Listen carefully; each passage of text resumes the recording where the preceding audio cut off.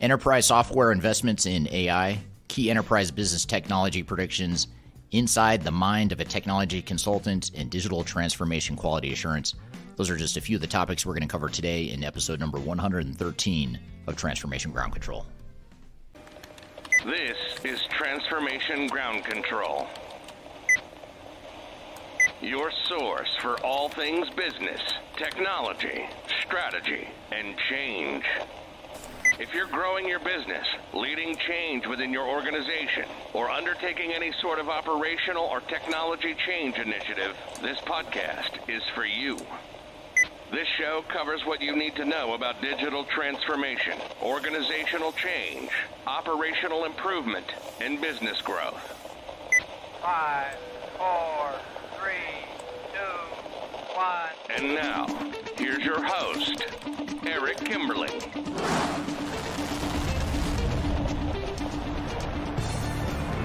Hello, welcome to Transformation Ground Control, episode number 113. My name is Eric Kimberling, your host for today. I'm the CEO of Third Stage Consulting, and we're an independent consulting firm that helps clients throughout the world with their digital transformation journeys. And this is the podcast that has everything to do with digital transformation. We cover every week topics ranging from strategy to change management to program management, process improvement, enterprise architecture, emerging technologies, all the stuff you need to know about digital transformation. That's what we cover here in this podcast. It's also one of the few, if not the only, digital transformation-related podcast that is named after a David Bowie song, which is Space Oddity. If you're familiar with that song, it's the song about space travel, and it's the one that talks about ground control to Major Tom. So given that Third Stage is a rocket launch analogy, and I'm a big rock and roll fan, decided to name the podcast after David Bowie. So a little fun fact for you if you weren't aware of that. If you're not a longtime listener, you may not know that, but that's where the name Transformation Ground Control comes from.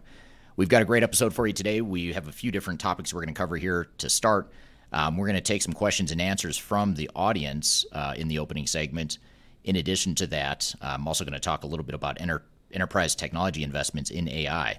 Salesforce, in particular, the CRM software company, recently announced a pretty significant venture capital investment in AI-related technology. So I want to talk about that and what it means to the enterprise software space.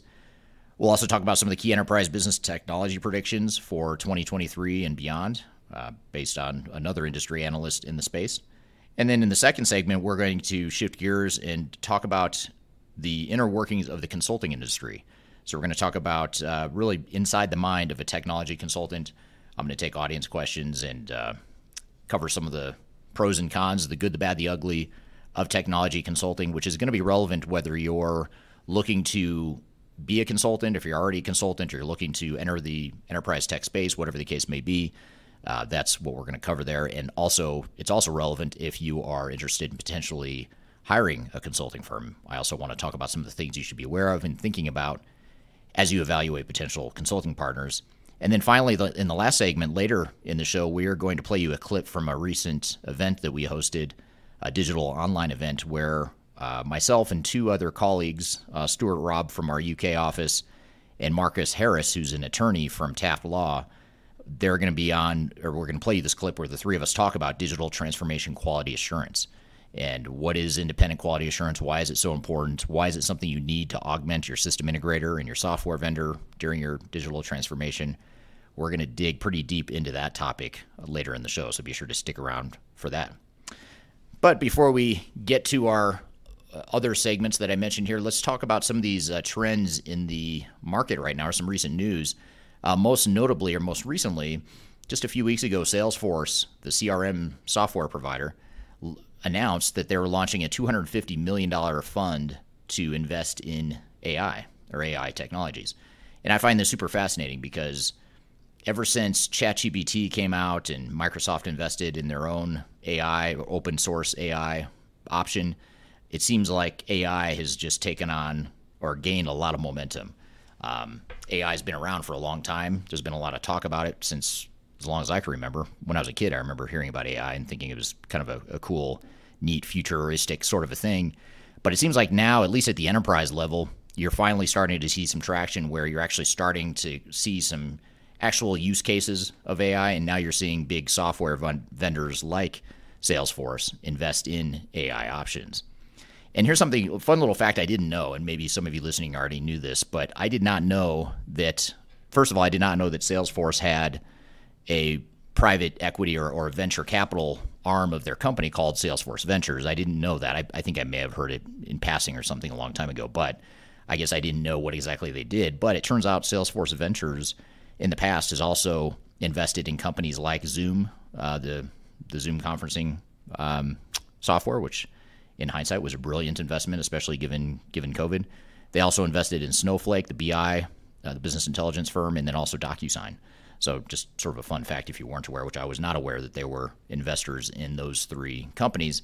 But what they're saying now is that Salesforce Ventures has raised $250 million, and they're going to apply $250 million to artificial intelligence tools.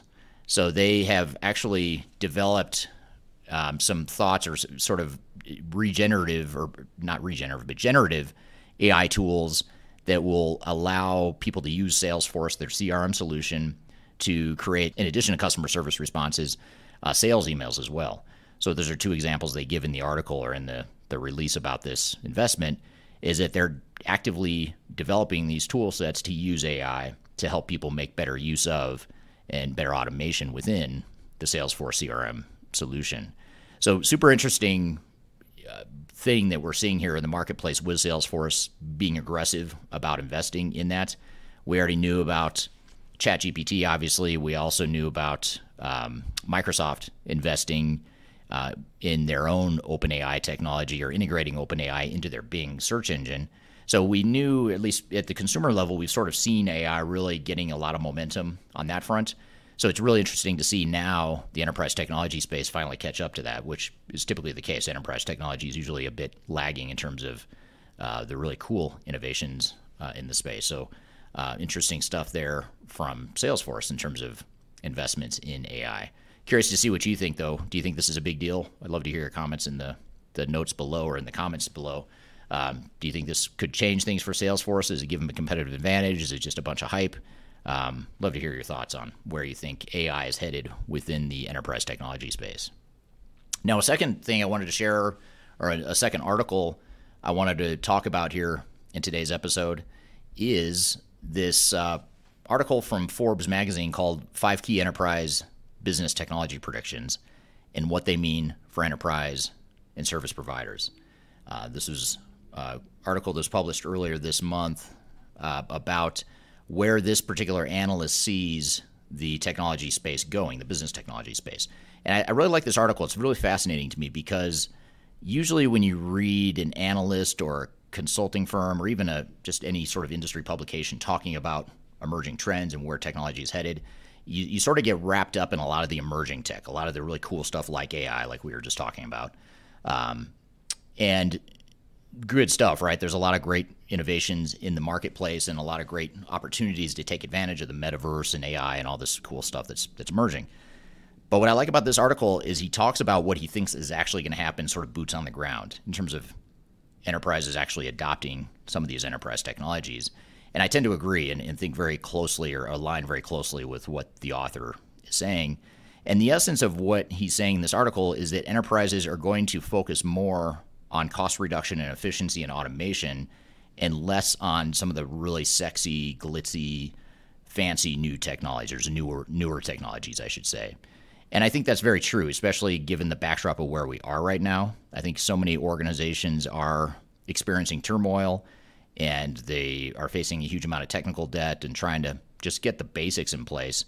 And that's really the essence of his predictions here, are sort of a back to the basics mentality. He doesn't use those exact words in the article, but I got a very much a back to basics mindset in his predictions.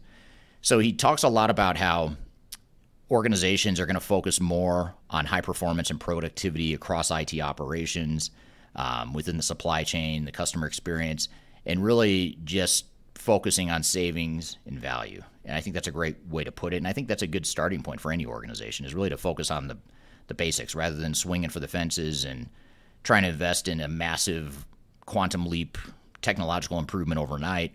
Why not get the basics in place? Why not just automate what you've already got, get some low-hanging fruit, get some momentum behind you, build a culture of digital innovation, and then you start to think about how can we layer on more advanced technologies like AI or metaverse type stuff, whatever the case may be.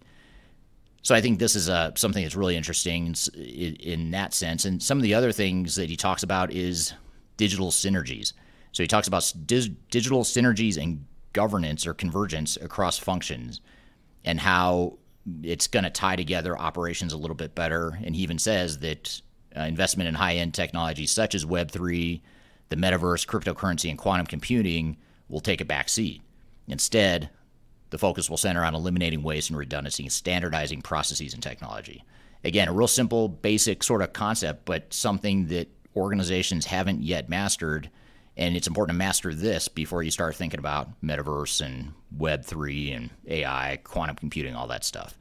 Again, great emerging technologies, huge potential there in the longer term, but let's get the basic foundation in place first, the basics of automation, and then you start to think about how you can layer on some of those additional technologies.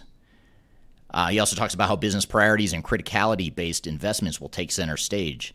So this is where it's really focusing on the really important high-value areas, things that will contribute to the bottom line, and less of a focus on necessarily pursuing best-in-class solutions in every area of the organization. Another great, I think, a great way to think about this, because I think too often organizations, they jump too far and their organization just isn't able to keep up, and they end up very disappointed with the results that they get in their digital transformation. So what he's advocating here is, why, instead of trying to be best in class in every area, why not just pick off those areas of low-hanging fruit, high business value, quantifiable, measurable improvements to the bottom line, invest in those technologies first. And I think especially in today's uncertain economy here in 2023 as we're recording this, I think that's something that's very smart in terms of how you think about technological investments.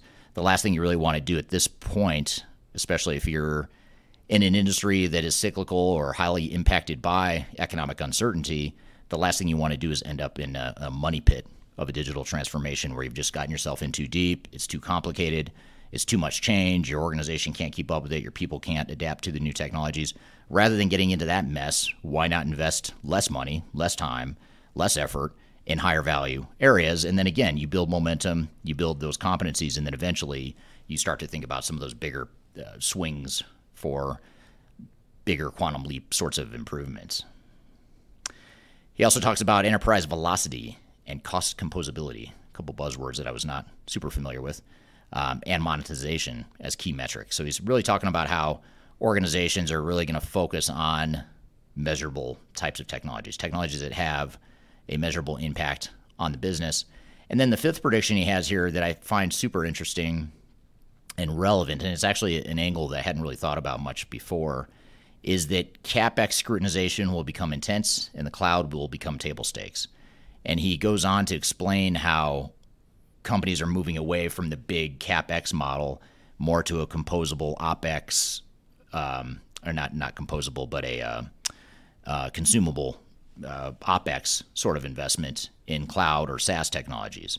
So in other words, rather than having a big high dollar investment up front that you depreciate over time on the operating or on the capital expense side, instead organizations are moving towards the ongoing operating expense with software as a service or cloud solutions. That part I was aware of, but what I found really interesting is that he dives into and sort of predicts that competition in the cloud space is going to give consumers more power.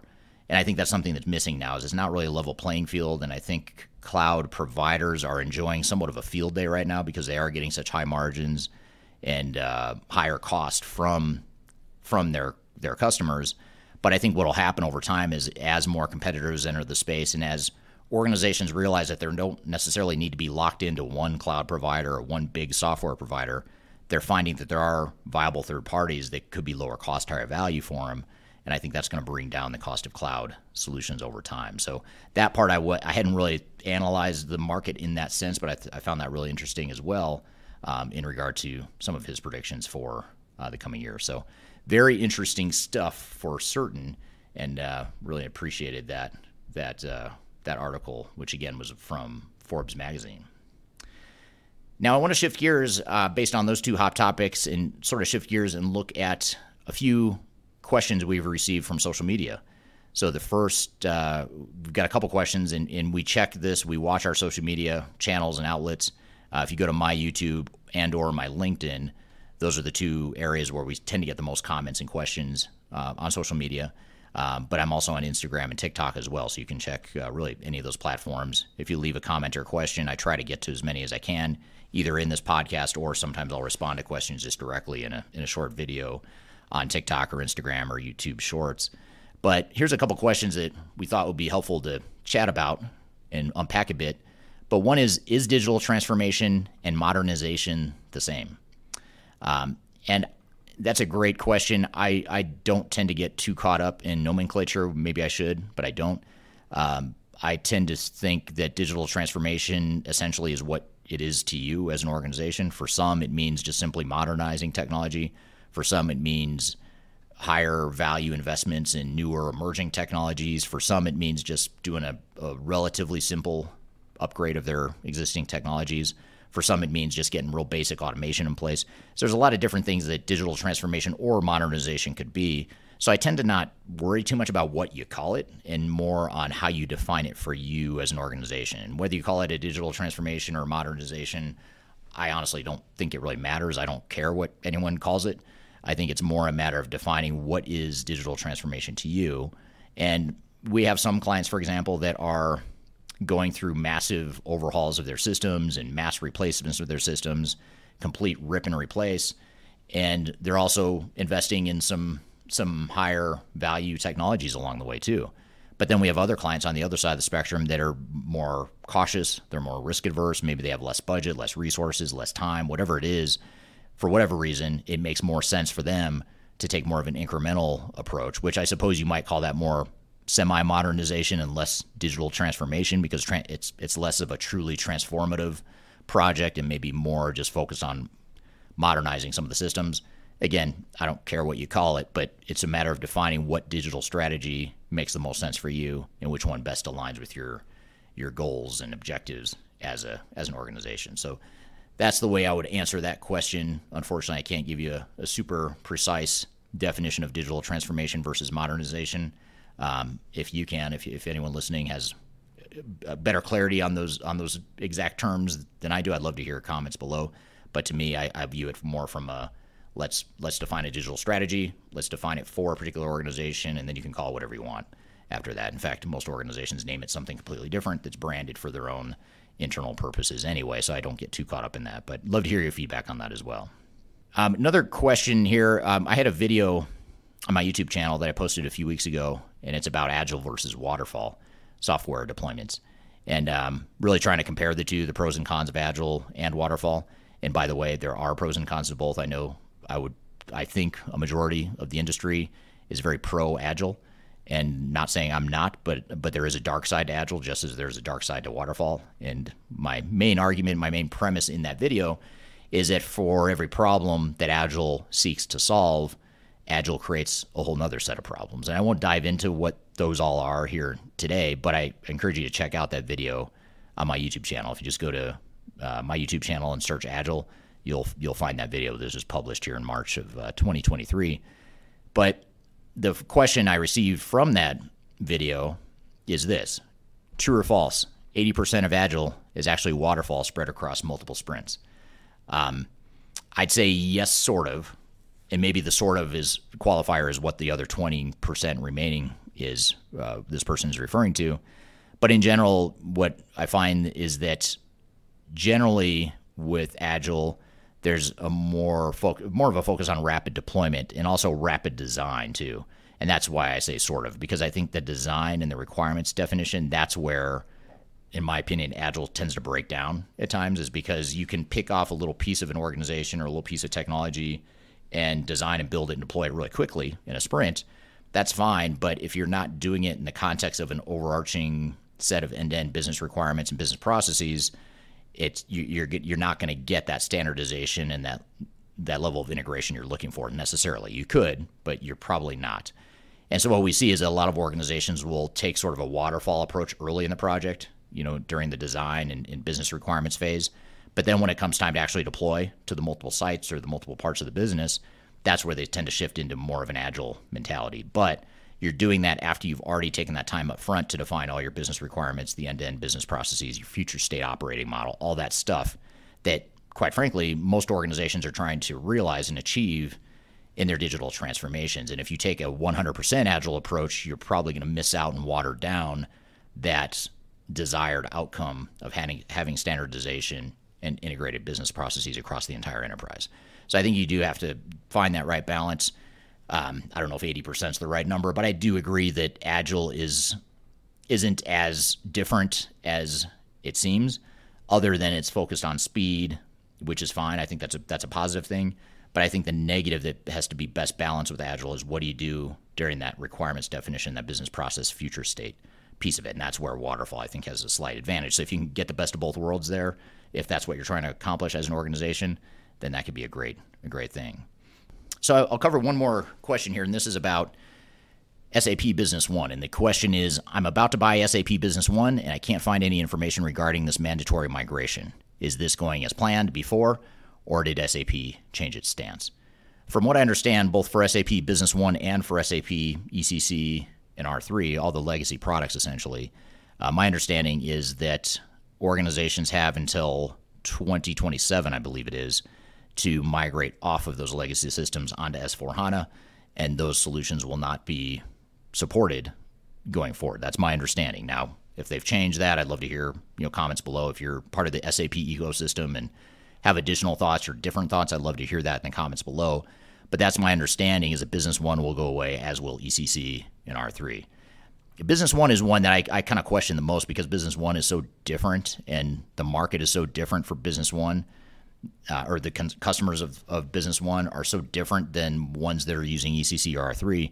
Typically, ECC and R3, the two sort of old flagship SAP products, were for larger multinational sorts of organizations, whereas Business One was more for the mid-market. So it was a simpler version of SAP. I believe they acquired that solution years ago and have maintained that as sort of a mid-market option or alternative to their bigger flagship products. So if they do follow through and Business One goes away, it makes me wonder how are they going to satisfy that mid-market. I don't know that S4HANA is going to be a good fit for a lot of the mid-market, so we'll see strategically what they do there. Having said that, I understand why vendors are trying to double down on their newer solutions, because it's impossible, or very difficult, I should say, to manage or maintain all these systems and do it well. So you're doing all this R&D, and if you do it for 3 different systems, you're just spreading yourself thin versus putting all your R&D dollars and innovation into one product. So I get why they're doing it, but the problem is the best interest of the software vendors isn't necessarily the best interest of their customers. And I think that's where you're seeing a lot of conflict right now in the market, is that customers don't necessarily want to move off the system in the amount of time that they've been given to sunset some of these solutions. And so one thing I would say, just as a recommendation, is just because SAP or whoever your software vendor is, by the way, it's not just SAP, Microsoft doing this, Oracle's doing it, all the big guys are doing this, where they're essentially forcing you off, or trying to force you off their on-prem or their old legacy systems. And I'm not here to argue about whether or not you should be on cloud or whether you should be on the latest and greatest, but I will say you don't need to be. If it doesn't make sense to you, if you don't have the budget, you don't have the risk appetite, or whatever the case may be, it may not be the best answer for you. And what I would challenge you to do is really assess what your options are and look at the cost benefit and the risk profile of each one, and objectively figure out what the best fit for your organization is. We have plenty of organizations that we work with, plenty of clients where migrating off of the old system makes a lot of sense. In fact, that's the case for most of our clients. But there's a subset of clients that we work with where it just doesn't make sense. They'd rather take the risk of having an old, outdated system that's no longer supported, but knowing that they're not taking on what they perceive to be an even bigger risk of having operational disruption or over-investing in technology that isn't quite mature yet, which is the case for S4HANA and Microsoft E365 and some of these other newer cloud solutions. These cloud solutions that have only been around for 6 or 8 years or whatever it's been just don't have the level of maturity as some of the older systems that have been around for a long time. And say what you will about on-prem and how outdated that platform is, I get it. But the functionality and the pure capabilities of those systems have been around for longer, more money has gone into it, and therefore they're more mature. Now, that comment will not be true in however many years from now, but as of right now, where we stand today in 2023, there's a maturity gap between these newer cloud solutions and some of the older legacy products that these vendors are supporting. And that's the rub. That's the problem in the industry, is they're trying to force customers onto these newer solutions that aren't as mature, but some organizations just aren't ready or willing to take that sort of a risk. So great questions. Appreciate the feedback. And again, if you have questions along the way or at any point as you're engaging with our content, whether it's this podcast or other content on my YouTube channel or Third Stage's YouTube channel or any of our other social platforms, be sure to leave a question there. We try to get to as many as we can, and appreciate the audience engagement here in this global digital transformation community that we're all part of. So we're going to shift gears here in a moment, and we are going to talk about consulting, the consulting industry, tech consulting in particular. And we're going to get into the mind of a tech consultant. And we're going to start off by getting into my mind, kind of how I view consulting and what I see as the good, the bad, the ugly. But I'm going to quickly shift gears and turn it to the audience and get their questions, their feedback, their observations about consulting. And the idea behind this segment is to help if you're trying to navigate a career in consulting or a potential career in consulting. I want to be able to hopefully open up some thoughts around what the industry looks like and what to consider as you consider that career. Or if you're an organization that is hiring consultants, or you've been tasked with finding the right consulting firm or managing the consultants that you've hired, I want to view it from that angle as well. So it's meant to really serve two purposes or accomplish two goals in the conversation. So we'll get to that conversation here when we return, but first we're going to take a quick break. You're listening to Transformation Ground Control.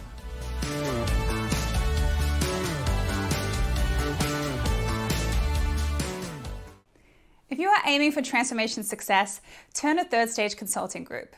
Third Stage's independent and technology-agnostic consulting team helps clients define their digital strategies, define their roadmaps, and manage their transformations. With offices in the US, Europe, and Australia, our team helps the world's most forward-thinking organizations through their transformation pitfalls and risks. If you are embarking on a digital transformation or business change initiative, contact Third Stage Consulting to see how we can help you reach the third stage of transformation success. Learn more about us and download independent reports, videos, and other best practices at thirdstage-consulting.com.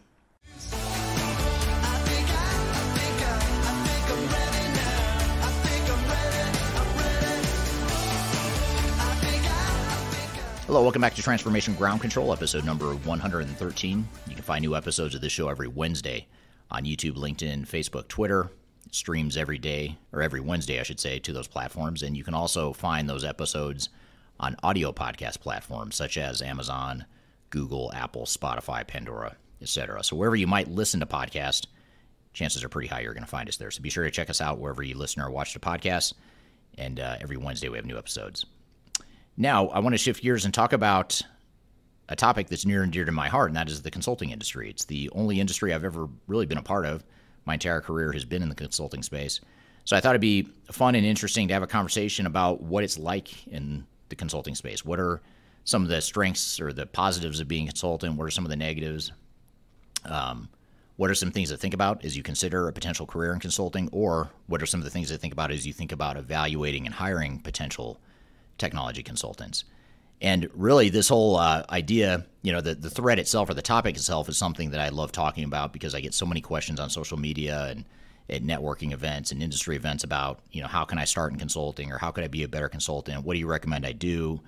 Or how do I hire the best consulting firm? What should I be looking for? That sort of thing. So I figured it'd be a good way to unpack a lot of those questions that I commonly get from the industry. And actually the naming of this segment called Inside the Mind of a Tech Consultant goes actually as a reference to my love of crime TV shows. So I love to watch shows about serial killers and any sort of criminal activity. To be clear, I'm not a criminal, and I am not a serial killer either, but I enjoy watching shows about it. And there's a TV show here in the United States. I'm not sure if it's global or not. I don't think it is. I think it's just in North America. But it's a TV show called Inside the Mind of a Serial Killer. And I just thought, hey, why not have some fun with that and get inside the mind of a tech consultant, which I'm hoping is not as disturbing as being inside the mind of a serial killer, but you can be the judge of that as we get into the conversation. So we thought we'd jump into this topic, receive some questions from the audience, and answer some of the common questions that I get. So what I thought we'd do today in terms of getting started is, one of the real simple questions that might be a good way to get started in today's conversation is, why would someone want to be a consultant? What are some of the reasons why I myself became a consultant, and others that I've worked with throughout the years? Why would they want to become a consultant? And just to give you some backdrop, I've been a consultant my entire career. I don't know any other profession other than consulting, which could be good news or bad news, depending on how you look at it.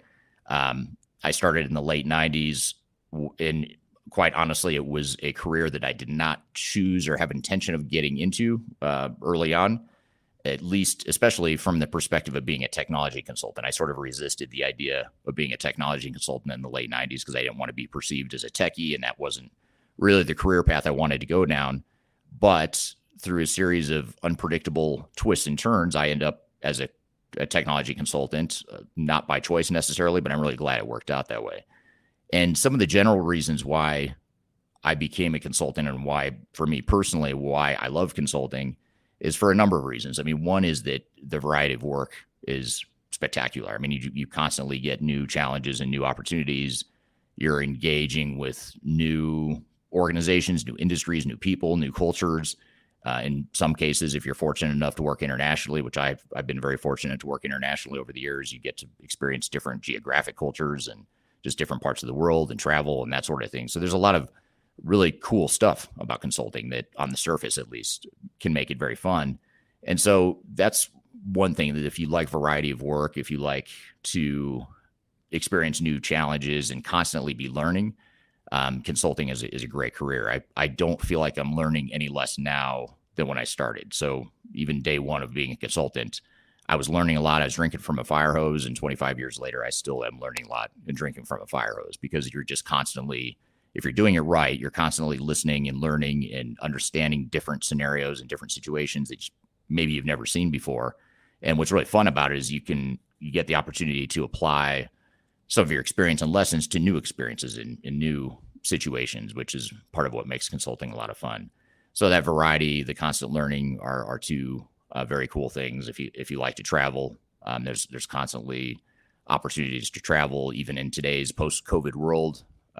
Travel is a necessity in most cases for consulting, regardless of what mainstream thoughts might be around working from home and working from anywhere. Consulting, in my opinion, is very much an in-person, face-to-face sort of proposition, not necessarily Monday through Friday like it used to be back in the day. I think that's a bit excessive and a bit overkill, but having some human interaction and face-to-face and travel is still, in my opinion, very important to being an effective consultant, and really understanding a client, their operations, their personalities, and just getting to know, the different people that you have to deal with as a consultant. So those are some of the things that, in my opinion, are sort of the positives of why you might want to be a consultant. For me personally, one thing I was concerned about, and knowing about myself even early in my career, is that I get bored very easily. I don't like to do the same thing for extended periods of time, and consulting was a perfect way for me to avoid that weakness, or avoid that quirk in my personality, whatever you want to call it. And I love to learn. And so I can't think of a whole lot of professions where you can learn as much as you do in consulting, not just in terms of formalized learning and training, but also, in my opinion, even more importantly, is just learning from doing consulting and learning about different organizations and industries and technologies and all that good stuff. So those are some of the reasons why you might want to be a consultant. But I'd love to hear from the audience, especially for those of you that are consultants, or maybe you've been consultants in the past, or maybe you're aspiring to be one. What are some of the reasons why consulting appeals to you, or why you think people might want to be involved in consulting? And I'm already getting some comments here, which are really good ones that I'm going to get to here as it relates to that. Gassan on LinkedIn says, to consult or not to consult? That's the question. My biased opinion is consult rather than not consult, but that's my personal preference, and it's not for everyone. In a moment, I'll talk about why it's not for everyone, but that's a great way to frame it there, Gassan.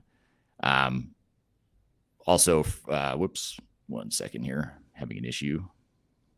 There we go. Also on LinkedIn, and this is, I'll mispronounce the name. If I mispronounced it the first time, I'm probably going to mispronounce your name again for a second time, and I apologize for that, but I'm going to say Laik on LinkedIn. If I'm mispronouncing it, I apologize.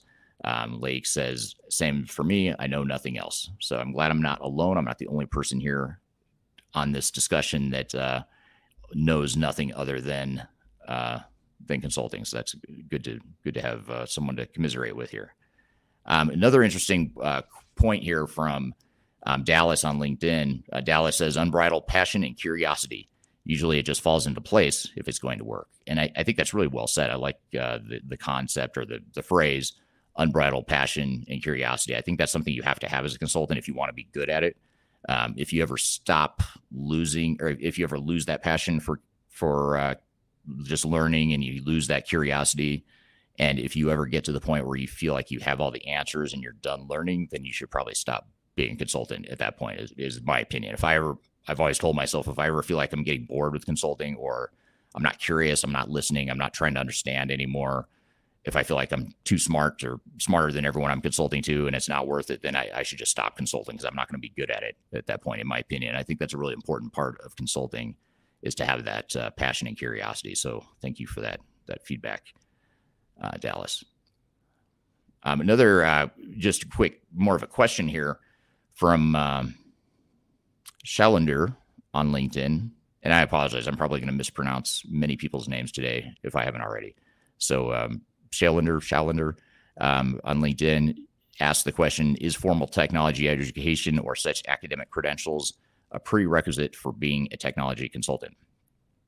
I'd say yes and no. I mean, it certainly is one path. I mean, if you have technology credentials and academic credentials, it doesn't hurt by any means, but that's not the only path to get there. There's a lot of other ways you can become an effective technology consultant.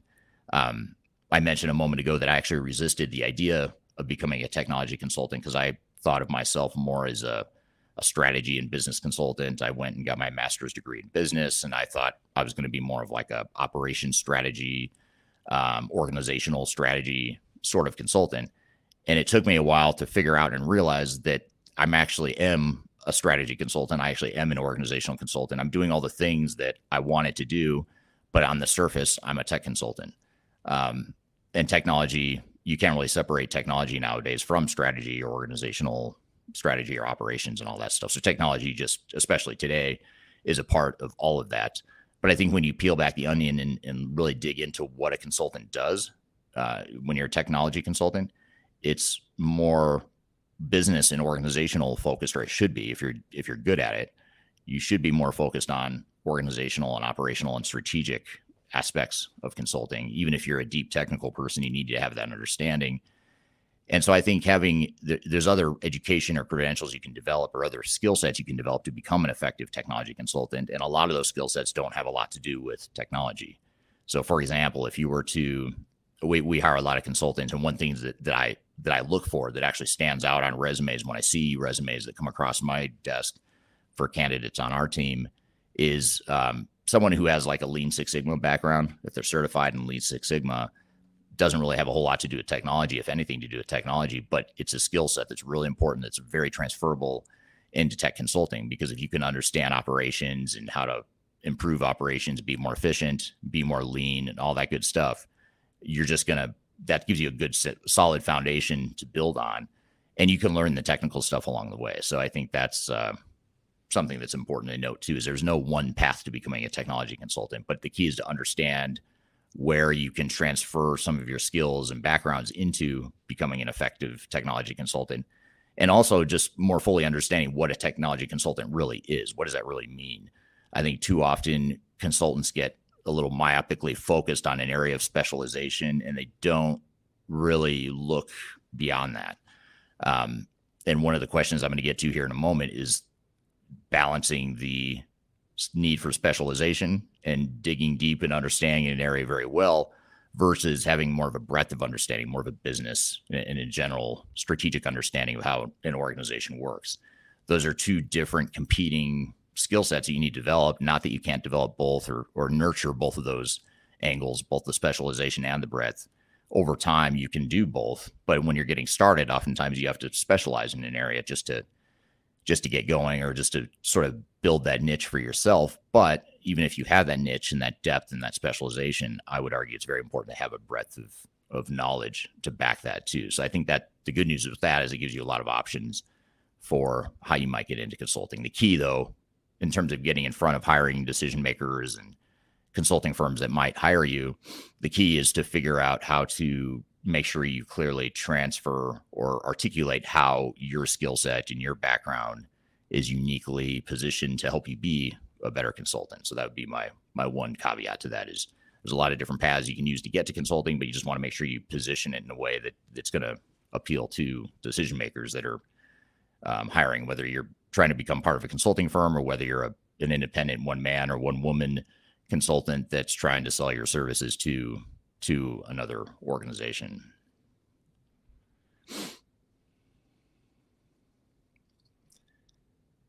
So another interesting comment here from Laik again on LinkedIn.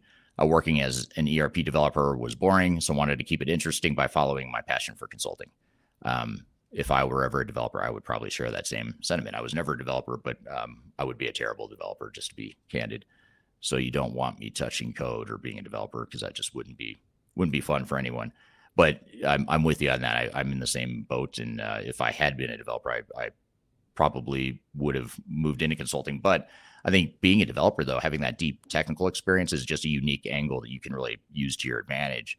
Because now when you start talking about more general functional consulting, or if you become more of a business process or organizational consultant, having that technical understanding is really helpful. And one of the interesting stories that happened early in my career, and it's one of those moments in life where at the moment you think it's a terrible thing, but then you look back and realize that was actually a really good thing that happened, was that I was working for Price Waterhouse, and the partner I worked for at Price Waterhouse sent me to a 6-week SAP certification course. So I became, and I still am technically certified in SAP. I don't tell a lot of people that because Third Stage Consulting is independent, technology agnostic. We're not affiliated with SAP. We do a lot of stuff other than SAP. In fact, most of our work is non-SAP, although quite a bit of it is SAP nowadays. But still, that partner sent me to get certified in SAP. SAP R3 at the time was the software. And so I was certified in material management and production planning. So I was more on the manufacturing side. And that was just the area that they wanted me to go get certified in. I didn't choose that. And I didn't want to do it because I thought, why would I do this if I'm going to be what I wanted to be was an organizational change consultant. And I'm really glad I did it because I was the only change management consultant at that time on the teams I worked on early on that had been certified in SAP. And they didn't ask me to do configuration. I never really spent a lot of time building software and that sort of thing. But just knowing the guts of how SAP worked and how the software we're deploying works was really helpful in a change management capacity because I had a lot more credibility. I could speak to the technology. I understood it better. And in some ways, I understood operations better, especially at that point in my career. I was young and 24 years old or whatever I was.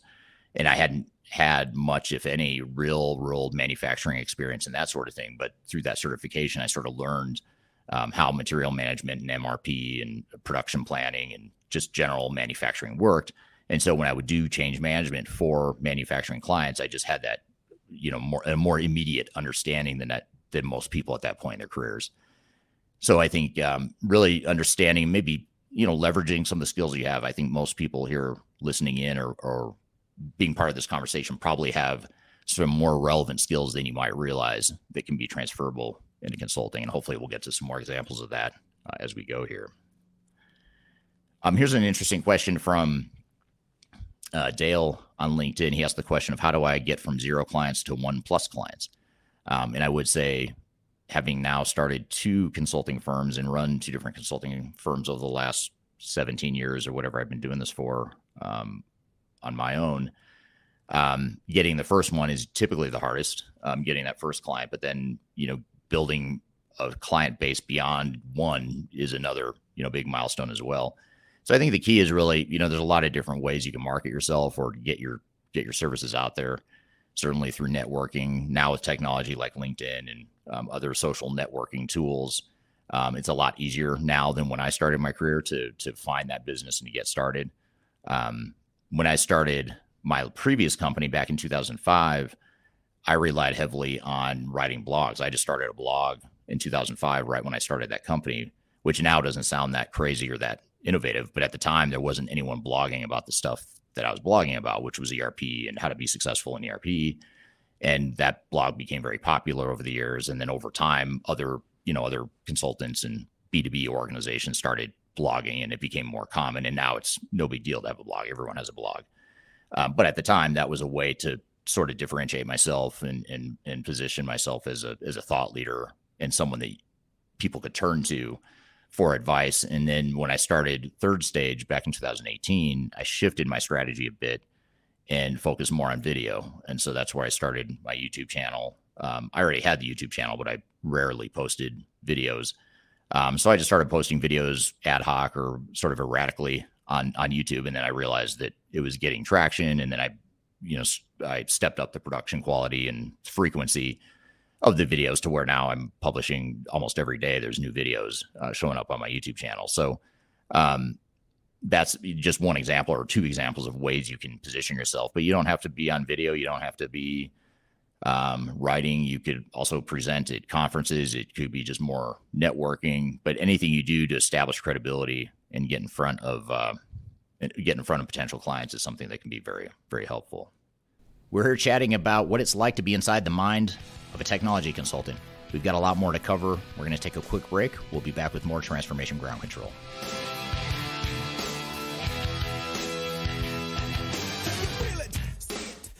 Interested in working for a company that truly values your unique skills and experience? Here at Third Stage, we don't hire based on resumes alone. We look at the full candidate, experience, and willingness to provide excellent service for our clients. Within a technology, independent, and agnostic consulting firm, you have the opportunity to learn across industries with a diverse group of clients. Our consultants also have the opportunity to diversify their portfolio and learn across technology systems. If you're interested in joining a high-growth entrepreneurial organization, please reach out to us at work@thirdstage-consulting.com.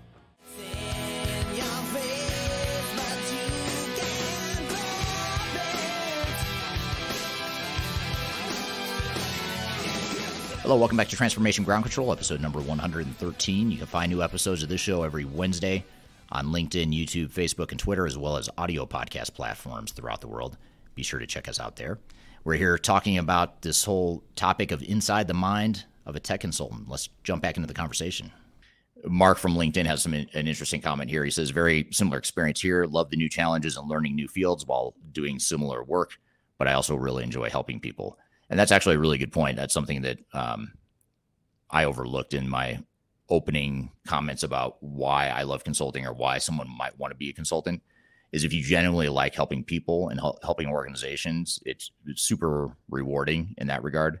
And that's another one that took me a while to realize in my career as a consultant, is that you're not just doing a task within a statement of work, which I think, we all have to do as consultants. You have to have a statement of work that clearly defines what it is you're going to do, what deliverable a client's going to get, how much it's going to cost, all that stuff. You have to obviously have that clarity. But when you really look under the surface of what you're really providing to clients, oftentimes it's not the deliverable that's in the statement of work. And I'm not suggesting that you should just go do whatever you want and get out of scope and spend the client's money or bill the client as much as you want. That's not what I'm saying. But what I am saying is there's an art to it that can't be captured in a statement of work. And one of the art pieces of consulting, in my opinion, is helping people, and maybe just to frame it a little bit differently or phrase it a little bit differently. I'd argue that being an effective consultant requires you to be an effective amateur therapist, because so much of what you do as a consultant is understand and empathize what organizations are going through. Because when you're called in as a consultant, you're typically brought in because there's some sort of business challenge or opportunity that the organization can't figure out themselves because they don't have the skill set or the bandwidth or leadership or whatever it is. And so they bring you into a situation to help. And usually when you're coming in to help, the organization is going through some sort of change, some sort of transformation that is stressful in a lot of ways. It might be exciting. There might be a lot of business value to be untapped or to be tapped into or unlocked, but there's still pain that goes along with that. And so you have to understand the pain. You have to understand the chaos. You have to understand the crazy things that people do when they're going through change and when they get stressed out.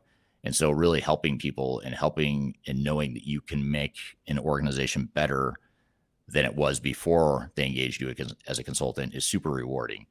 And there's also, quite frankly, I'll just be honest, there's also a perceived an elevated perception of credibility with consultants, regardless of whether you're smarter than a client or you know more than a client, which you may, as a consultant, you may know more in your area of expertise, which is why they're hiring you.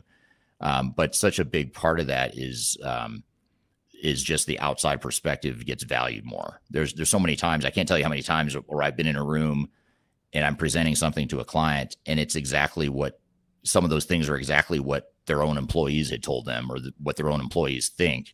But because I'm an outside consultant and I say the same things, it just has more credibility. It has more weight. People believe it more because, you're not tied up in all the internal politics. They perceive you to be an outside expert. That's great. That's flattering. But sometimes I feel kind of bad because it's like you paid me all this money to tell you something that your employees already knew, or they already sort of, their instincts were already telling them to be the case. Now, certainly when it comes to execution, especially, that's where consultants can add a ton of value because most organizations don't know how to execute really well.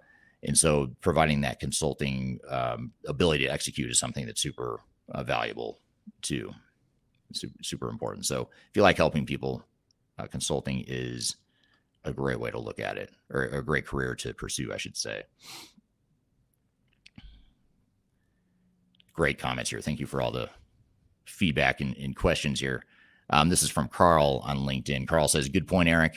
Good point, Eric. Yeah, I even mispronounced my own name. So there you go. That helps me feel better about mispronouncing everyone else's. I can't even pronounce mine right. Good point, Eric. Business needs today require technology. Doing things on the back of an envelope no longer works. So that is very true. Any sort of, even if you want to be a strategy consultant or just a general business consultant, you're going to have to know technology. And that was something it took me a while to figure out and learn, even back in the late 90s. It's even more true today. I can't imagine trying to be a consultant without knowing technology because I don't even know how you would consult them without understanding some of these emerging technologies that are affecting so many organizations and providing so much opportunity to organizations. So here's a really interesting question that I love here. This is from someone named First is Last on YouTube. This person says, hey there, I'm from South Africa. I was wondering if someone from a business analysis background looking to transition to consulting, what should they look into concerning the transition? Well, I'd say, first of all, if you're a business analyst, you have a really strong core foundation for being a good consultant, or at least having a skill set that can help you be a good consultant. Anyone who's been a business analyst in terms of doing, detailed process design or even building software, you just have sort of a detailed understanding of business or technology or organizations in a way that a lot of people don't have. And so I think, first of all, highlighting some of those skills that you've captured and some of the strengths you may have as a business analyst in a way that frames yourself or positions yourself to be a really strong potential consultant can be something that can be highly effective in helping you break into consulting. So I'd say you're on the right track. If you're a business analyst, leverage those skills, highlight those skills, showcase those skills, and then look to, what could you do to augment or add to that business analyst background to make you a better consultant, whether it's more technical knowledge or maybe knowing a little bit more about organizational change or whatever the case may be. Program management is another one. If you can get PMP courses or PMP certification, those are other good skill sets and qualifications to have as well. Now, one thing I want to cover too, we've sort of talked about the positives of consulting, but I think it's worth talking about why would someone not want to be a consultant. And this is really important too. I think, self-selecting out of the consulting field is just as important. If it's not a good fit for you, that's just as important as being able to self-select in if you are going to be good at it or it is something you're going to enjoy. So, I'll give you some examples of scenarios I've seen where people don't like consulting. In no particular order, some of the things that come to mind, and I'm curious to hear from all of you too. What have you seen? If there's things you don't like about consulting or you don't think you like about consulting, I would love to hear. Or if you've hired consultants and you've worked with consultants in the past, what are some of the things that you don't like about consulting or that you've seen others not like about it? I'd love to hear your feedback. But I'll start with just sort of my laundry list of things or reasons why you might not like consulting. One is if you don't like travel. That's something that is actually, strangely enough, becoming a real big problem for us recruiting right now. is that there's just a lot of people out there that want to be a consultant, but they just don't want to travel. They've really bought into this work from home, work from anywhere mindset, which I get. And we've always, even pre-COVID, we at Third Stage have always had more of a hybrid model where, yes, we're in an office. I'm in an office here today, as you can see behind me. We have an office here that's kind of a hoteling situation where people, when they're not on the road, can come in the office. We collaborate, all that good stuff. But we don't require people to be here Monday through Friday. We don't require travel Monday through Friday. People have flexibility, work from home, all that good stuff. So we do have a balance here. But like I mentioned before, having that in-person human interaction is so important, to be able to collaborate more effectively, to be able to collaborate effectively amongst yourselves, but also with consultants. I don't want to open a whole can of worms here, but my personal opinion is that the work from anywhere movement is overrated and overstated. I think that so much human interaction, especially in consulting, it needs to be in person, not because I'm old school, not because I don't believe in Zoom meetings and technology to do a lot of that work, because we use it very heavily. We use technology very heavily to collaborate, but that occasional in-person meeting, you just cannot, I don't care what anyone says, you cannot replicate that on a Zoom meeting. The sidebar conversations, the walking the shop floor, talking to people, side conversations, all that stuff, the really important nuances of understanding a client as a consultant needs to be in person to some degree. And people that don't like to travel aren't probably going to like consulting. And some people just don't like travel because they've got kids or they're at that point in life where they just don't want to travel. So travel in consulting is not nearly as glamorous as it sounds. I think a lot of people think that's really cool. You get to stay in nice hotels and eat fancy meals and go to glamorous cities.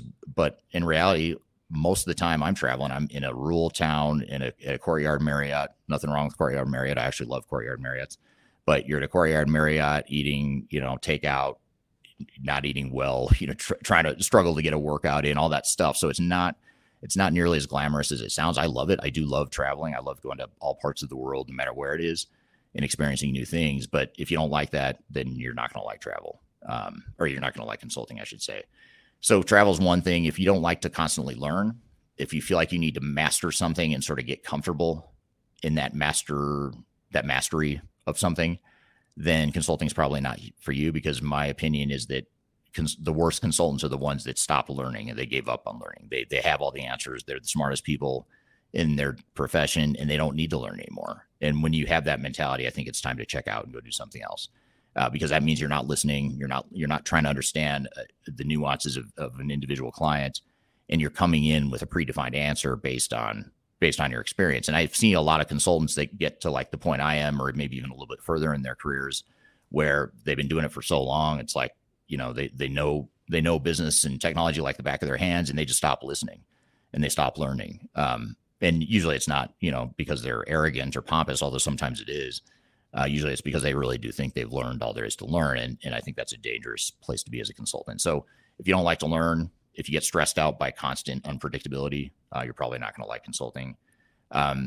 Consulting can be stressful too, because you're often the scapegoat. There's a lot of pressure on you because you were brought in to fix a problem that a company couldn't figure out themselves. And in many cases, they failed at. And in many cases, people got fired over. Now they're going to hire you to come in and fix that problem that other people paid the price for not being able to do well. And with that comes a lot of stress and a lot of unpredictable client behavior, I'd say. There's a lot of CIOs and CFOs and end clients we work with that sometimes they get frustrated. They're stressed out and they take it out on you as consultants. And it's easy to take it personally. I used to take it very personally, but then I realized, this isn't directed at me, even though it feels like it's directed at me for a moment. What the real problem is that they are stressed out, they're under pressure, and I need to understand how to make them feel better. And so it gets back to that whole point of being a sort of an amateur therapist and being able to listen and understand, what are they really saying? What's making this person tick? And how can I make them feel better? And I'd argue that close to half of being an effective consultant is making your client feel good. Yes, you have to deliver what's in your statement of work and have reasonable billing and business value to prove that you're worth the amount of money you bill. But that art of consulting is really listening and understanding and empathizing and knowing that this isn't personal, this is business. And if someone gets mad at me, for example, I rarely take it personally. It is hard for me, I'll be honest, but I try not to as best as I can. So those are some reasons why not to be a consultant. I'd love to hear, though, from you all. What are some other reasons why someone might not want to be a consultant. One last thing I'll kind of throw in is if you like real steady, predictable work, consulting is not a good fit for that, because consulting is sort of you're following the changes in the market, you're following the changes in businesses, and they're hiring you to come in and solve a unique problem. So every project's going to be a little bit different. And if you don't like that, then you're probably not going to like consulting, because that's just how it is, and that's the nature of consulting. But what do you all think? I'm curious to hear what you don't like about consulting, or some of the things that you think would be a negative about consulting. I'm going to go back to the chat stream here and see what comments you have about that. Another comment from Laik on LinkedIn is, if you're alone or a founder, in my opinion, partnering with the right people can be a good strategy. Totally agree with that. Great point. We partner with a lot of independent solo contractor type consultants that enjoy being contractors. We have some people that start off as contractors and then become employees. We have some people that we hire as W-2 or full-time employees. And then we have other people that just really have no desire to be an employee per se. And what's interesting, and that's another thing, we don't take that personally. We think, okay, if you like this contractor model, you like the flexibility, you like being self-employed, let's partner and figure out a way to work together. And what's interesting is most of the people that are in that situation where they just enjoy being contractors and have no desire to be an employee, they're only doing work for Third Stage in like 90% plus of the time, just because we have so much work and they're able to help in so many different ways. So it's sort of like best of both worlds. You get to be part of a bigger team, part of something bigger than yourself. You get to be part of projects that are bigger than what any one person can do. But at the same time, you still have that flexibility and that sort of ownership of being self-employed and whatnot. So depending on the firm, I mean, some firms don't hire contractors. Some firms only hire contractors, but then they want you to be sort of a lone wolf out on consulting engagements. So for us at Third Stage, we try to blend the best of both, to pull together employees and contractors that are the right fit for our clients, put them together as a cohesive team, and do great work for our clients. So great point there about that.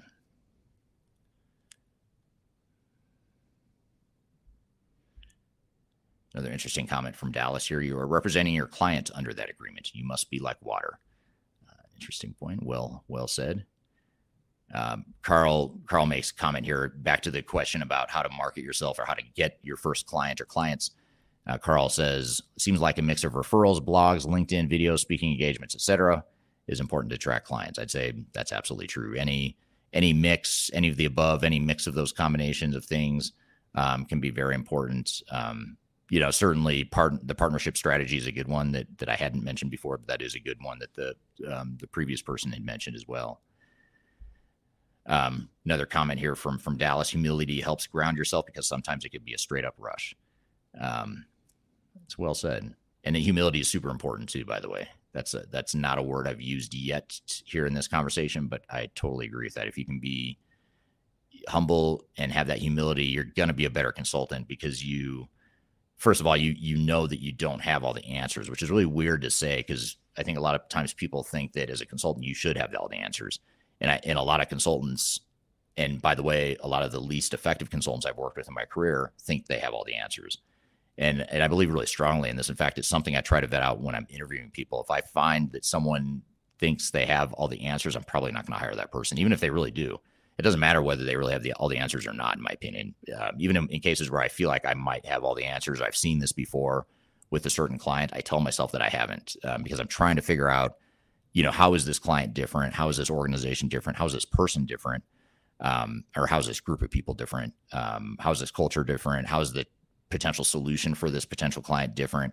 And no matter what you do, or regardless of what someone might argue on this point, I believe strongly that every situation is different, and you have to have an open mind, and you have to be humble enough to know that, yes, I've seen a lot of this sort of thing before, maybe pieces of it and other examples, but this is the first time I've seen this exact situation with this combination of problems and this combination of culture and people and all that stuff.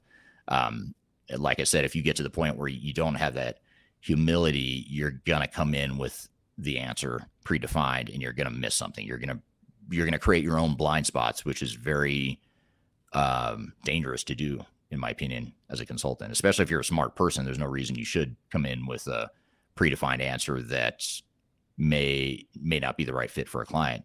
I think it's important to have that humility, and humility also gives you the potential to learn more too. If you tell yourself, and if you know you don't have all the answers and you don't have everything all figured out, then you're just going to be more open to learning. And I think that's super important. And that's something that I try to do too, even like in YouTube videos that I do on my YouTube channel.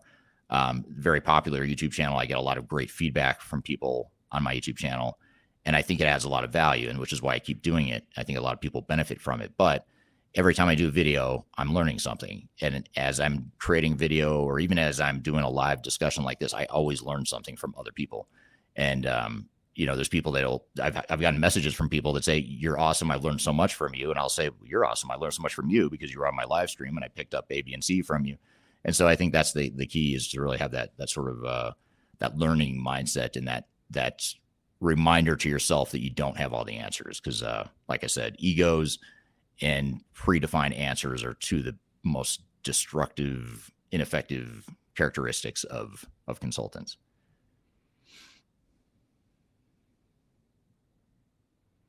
There's a lot of really good feedback here. I apologize for the silence here because there is a ton here. I'm trying to figure out where to go from here. Create your own blind spots. I love that. That's from Dallas on LinkedIn. Thank you, Dallas. I'm glad you like that. That's the first time I've used that phrase. So see, I just learned something by having this conversation. Consultants create their own blind spots. And now I can go make a whole video about that. And I can thank you all for giving me that idea.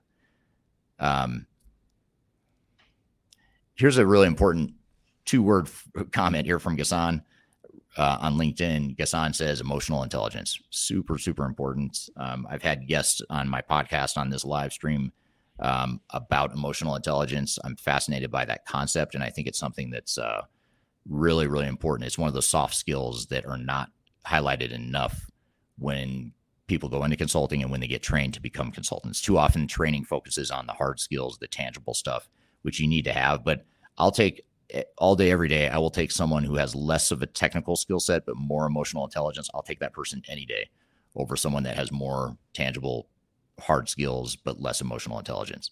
And the reason is because the higher degree of knowledge completely gets undermined and watered down when you don't have the emotional intelligence to go along with it. So in essence, it's like you don't have the knowledge because you can't apply it effectively. So if I can find someone that has less knowledge, but they can apply it more effectively through their emotional intelligence, I will take that person every time. And that's, quite frankly, when I'm interviewing people, a lot of times, most of the time, I'm the last interview before they join our team. And all I look for is cultural fit, and I'm looking for emotional intelligence. I'm looking for those soft things. I do care to some degree about what you know and what experience you have and the tangible skill sets. Of course, that's important. But what I really look for is sort of that final decision point in our hiring process is emotional intelligence. Does this person listen? Do they ask good questions? Do they seem humble? Do they seem smart but humble at the same time, which is a really hard combination to find, by the way. And so that's I think emotional intelligence is a really good point. We're here chatting about what it's like to be inside the mind of a technology consultant. We've got a lot more to cover. We're going to take a quick break. We'll be back with more Transformation Ground Control.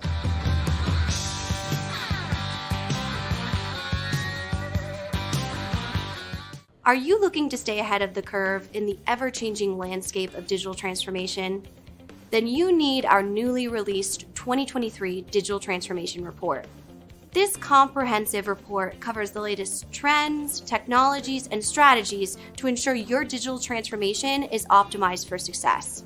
The 2023 Digital Transformation Report is packed full of proven methodologies and insights from experts in the independent digital transformation field. You'll also receive practical insights on how to implement digital transformation strategies within your unique organization. This free report is available for download on our website at thirdstage-consulting.com under our Thought Leadership section. Bad to the bone, bad to the bone, bad. Hello, welcome back to Transformation Ground Control, episode number 113. You can find new episodes of this show every Wednesday on LinkedIn, YouTube, Facebook, and Twitter, as well as audio podcast platforms throughout the world. Be sure to check us out there. We're here talking about this whole topic of inside the mind of a tech consultant? Let's jump back into the conversation. Here's a question I want to get to that is not from the audience here today yet, from what I've seen, but it's a question I get often on social media and just in conversations with consultants, which is the question is, which is more important, specialization or breadth? So in other words, should I go focus on one module within one type of software and become a technical consultant that focuses just on that? Or should I learn multiple technologies, multiple modules, multiple work streams within a digital transformation, whether it's change management or project management, whatnot? And I'd say there's two different answers I give you. One is when you're starting out, oftentimes specialization is good because that gives you a way to create some sort of critical mass and a comfort zone that you can build from. So if you try to start off too broad, that can be overwhelming, and it's not, in my opinion, it's just not effective to try to be good at everything when you start out. So if you pick an area like change management or program management or business analyst or a certain type of technology or certain vendor technology, those are some examples of ways you might start to build some specialization. But what I would say is that, a mistake that a lot of consultants make is they stick to that specialization and don't look to broaden their skills.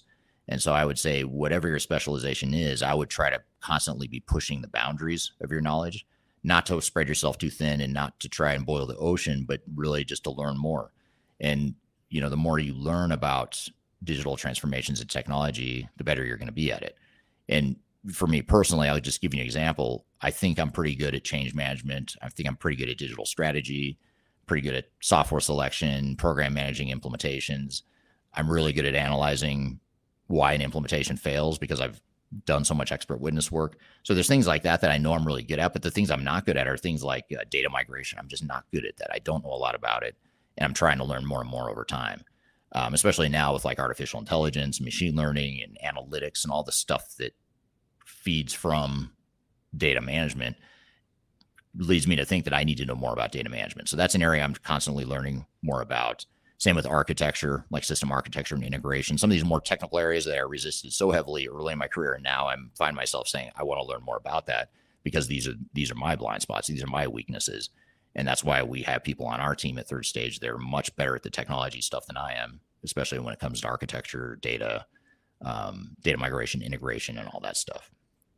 So I think if you start off with specialization, if you're earlier in your career, you're probably going to lean more towards specialization. That's probably going to benefit you more. But as you advance in your career, I'd say breadth becomes more important. And for me, the ultimate consultant is one that has all the positive characteristics I've talked about in terms of the emotional intelligence and the soft skills, but also someone who has a good combination of specialization and breadth. I'm never going to find, and I'm never going to be a consultant that knows everything about everything, but I can find people that know a lot about a lot of things and put them together into a team that provides a complete cohesive solution and a complete comprehensive team that knows not everything, but knows everything, but knows a lot, can pretty much cover everything needed to be successful in a transformation. So that'd be my opinion on specialization versus breadth. But again, would love to hear some of your thoughts here too. One thing I want to, before I turn back to audience questions too, on that thought and this thought too, I want to get to this next sort of question or thread, which is really important because I also want to come at this from the angle of if you're not a consultant or you don't necessarily aspire to be a consultant, but you want to know how to manage consultants. And maybe I'll broaden this question to be I'll combine two questions into one here that I had. First question I had is, what are some things to consider when choosing a potential consulting partner? And then this question that I put up on the screen is, what are some tips for managing consultants? So I want to cover both of those things, things to consider when evaluating and then how to manage. And I think this is really important because if you're looking for ideas on how to find the best consulting partner, I think it is important to look at some of the tangible things we've been talking about here today so far, but it's equally important to look at some of the intangible aspects, the softer aspects of a consulting firm or a consulting team that might be a potential option for you.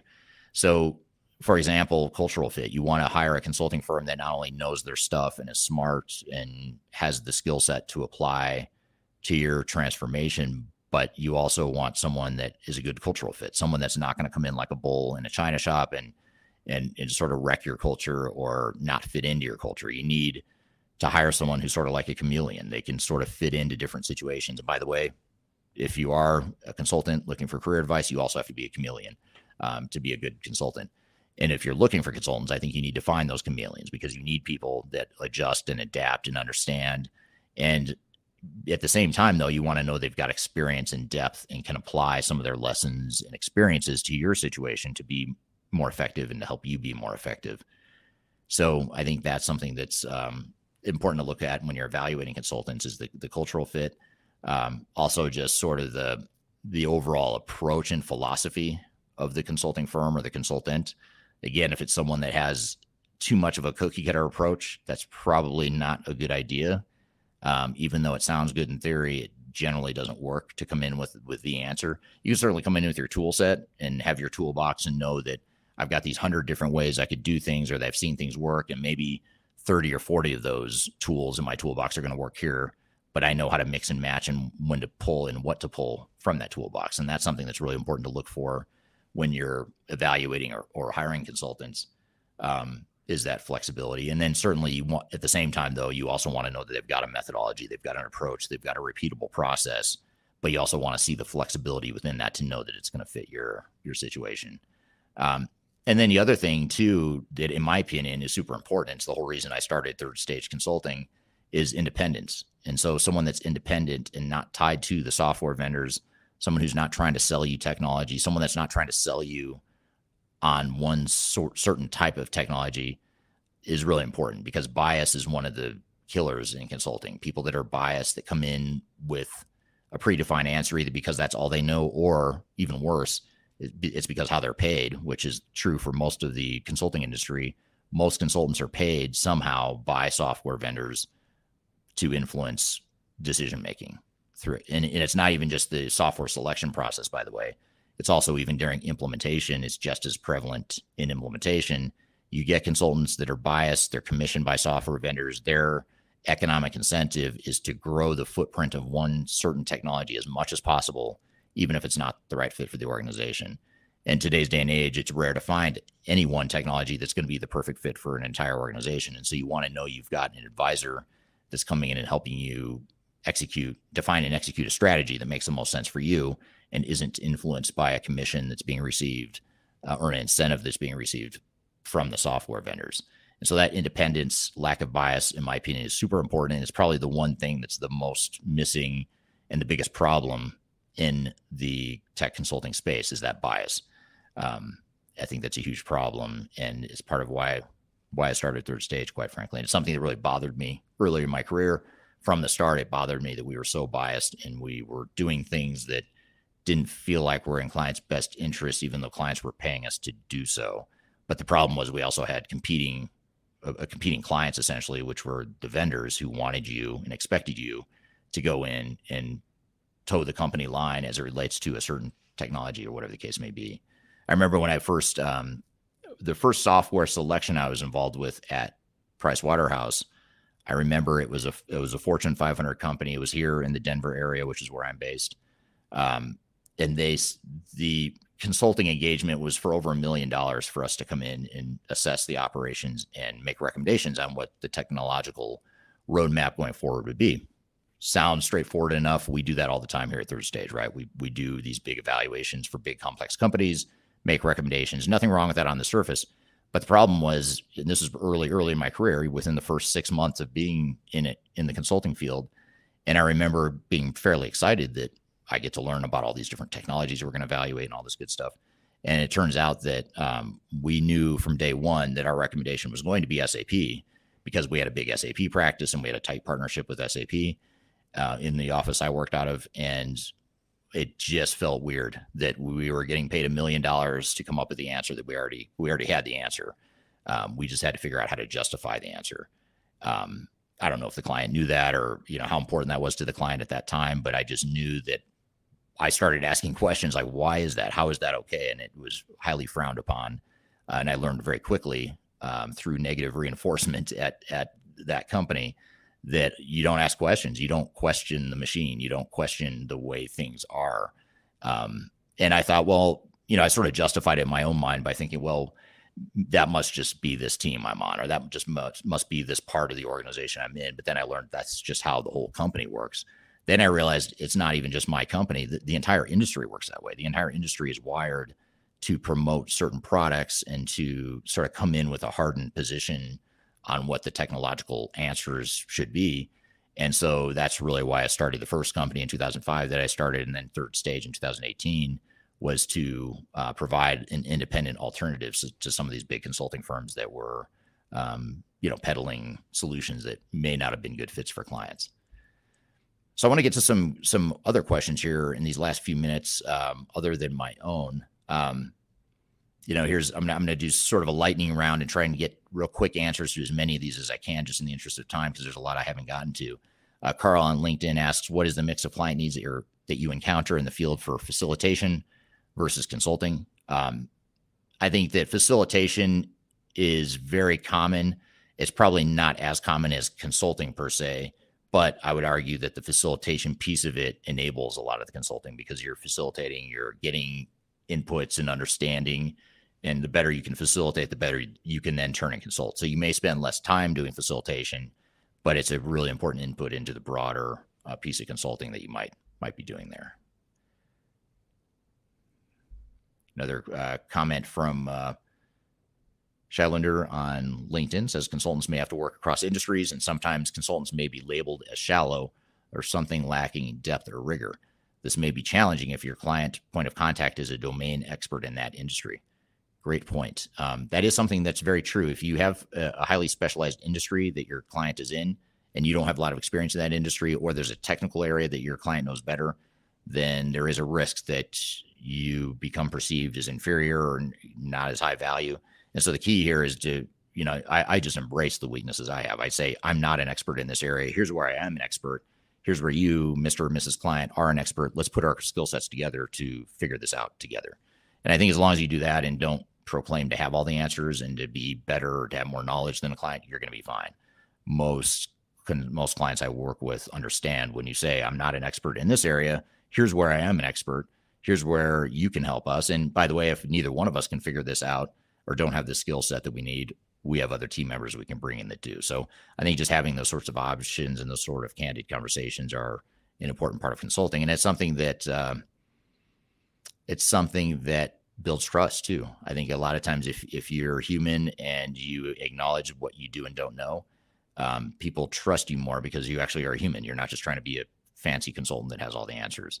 And I'm always amazed, and sometimes I'm still fascinated by the fact that I think I'm a fairly smart person, maybe slightly above average, but that has nothing to do with why I'm a good consultant or why I think I'm a good consultant. I think I'm a good consultant because I know what I'm not good at, and I'm okay admitting it. And I ask a lot of questions and I try to understand, and I know that every client situation is different. And I think I'm pretty good at empathizing with clients. So it's that sort of thing that I think is really important to becoming a good consultant. All right. Thank you, everyone. Really appreciate your help and your participation in that conversation. Great questions, great commentary, great additional thoughts that I hadn't thought of as we were going through that conversation. So really appreciate everyone's involvement there, and encourage you to keep leaving comments in the chat here, in the comments of this podcast, because I'd love to hear what feedback you have. If you happen to be watching this after the stream and you'd like to share your comments, I'd love to hear them. I do go back and read them, so be sure to leave them on LinkedIn, YouTube, Facebook, Twitter, or on the audio podcast platforms, wherever you're listening or watching here today. So we're going to take a quick break, and when we come back from a break, we're going to shift gears, and I'm going to turn it over to actually play you a clip from a event that we hosted about 3 years ago now, or close to 3 years, maybe it was 2.5 years ago. It was an online digital event right in the height of the COVID lockdowns, and it was an online event we did because we couldn't do it in person. So we did an online workshop, and one of the topics we covered in that workshop was digital transformation quality assurance, and why having an independent digital transformation quality assurance advisor is so important, what it means, what that framework should look like, all that stuff we're going to talk about. And in this clip, I'm part of this conversation and part of the presentation, as well as Stuart Robb from our UK office for Third Stage Europe, as well as Marcus Harris, who's a third-party software attorney. He's been on this podcast many times as a guest, as a direct interview guest, but in this case, he was co-presenting with Stuart and I. Marcus Harris is a attorney at Taft Law in North America. So you have Marcus and I from North America, Stuart from the UK. We're all talking about the same thing, though, which is quality assurance and digital transformation. So we're going to play you that clip when we come back. But first, we'll take a quick break. You're listening to Transformation Ground Control.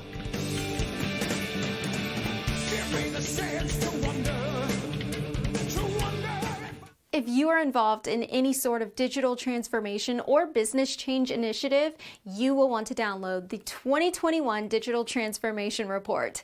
With its comprehensive overview of business and technology trends and best practices, this report is a must-have guide for any transformation project or executive team. Download this free report by visiting Third Stage Consulting at thirdstage-consulting.com.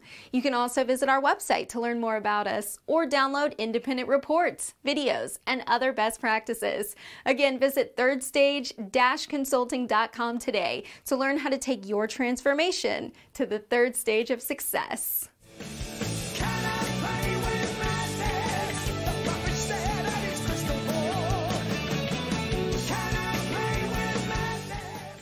Hello, welcome back to Transformation Ground Control, episode number 113. My name is Eric Kimberling.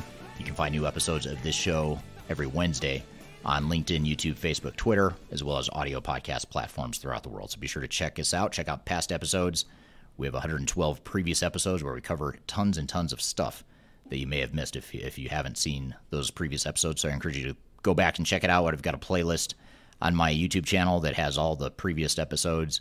And obviously, if you're listening on an audio podcast platform, you can find all the previous episodes in the app under the Transformation Ground Control listing. So I'm going to shift gears and play you a clip of a presentation that myself and two colleagues did a couple years ago.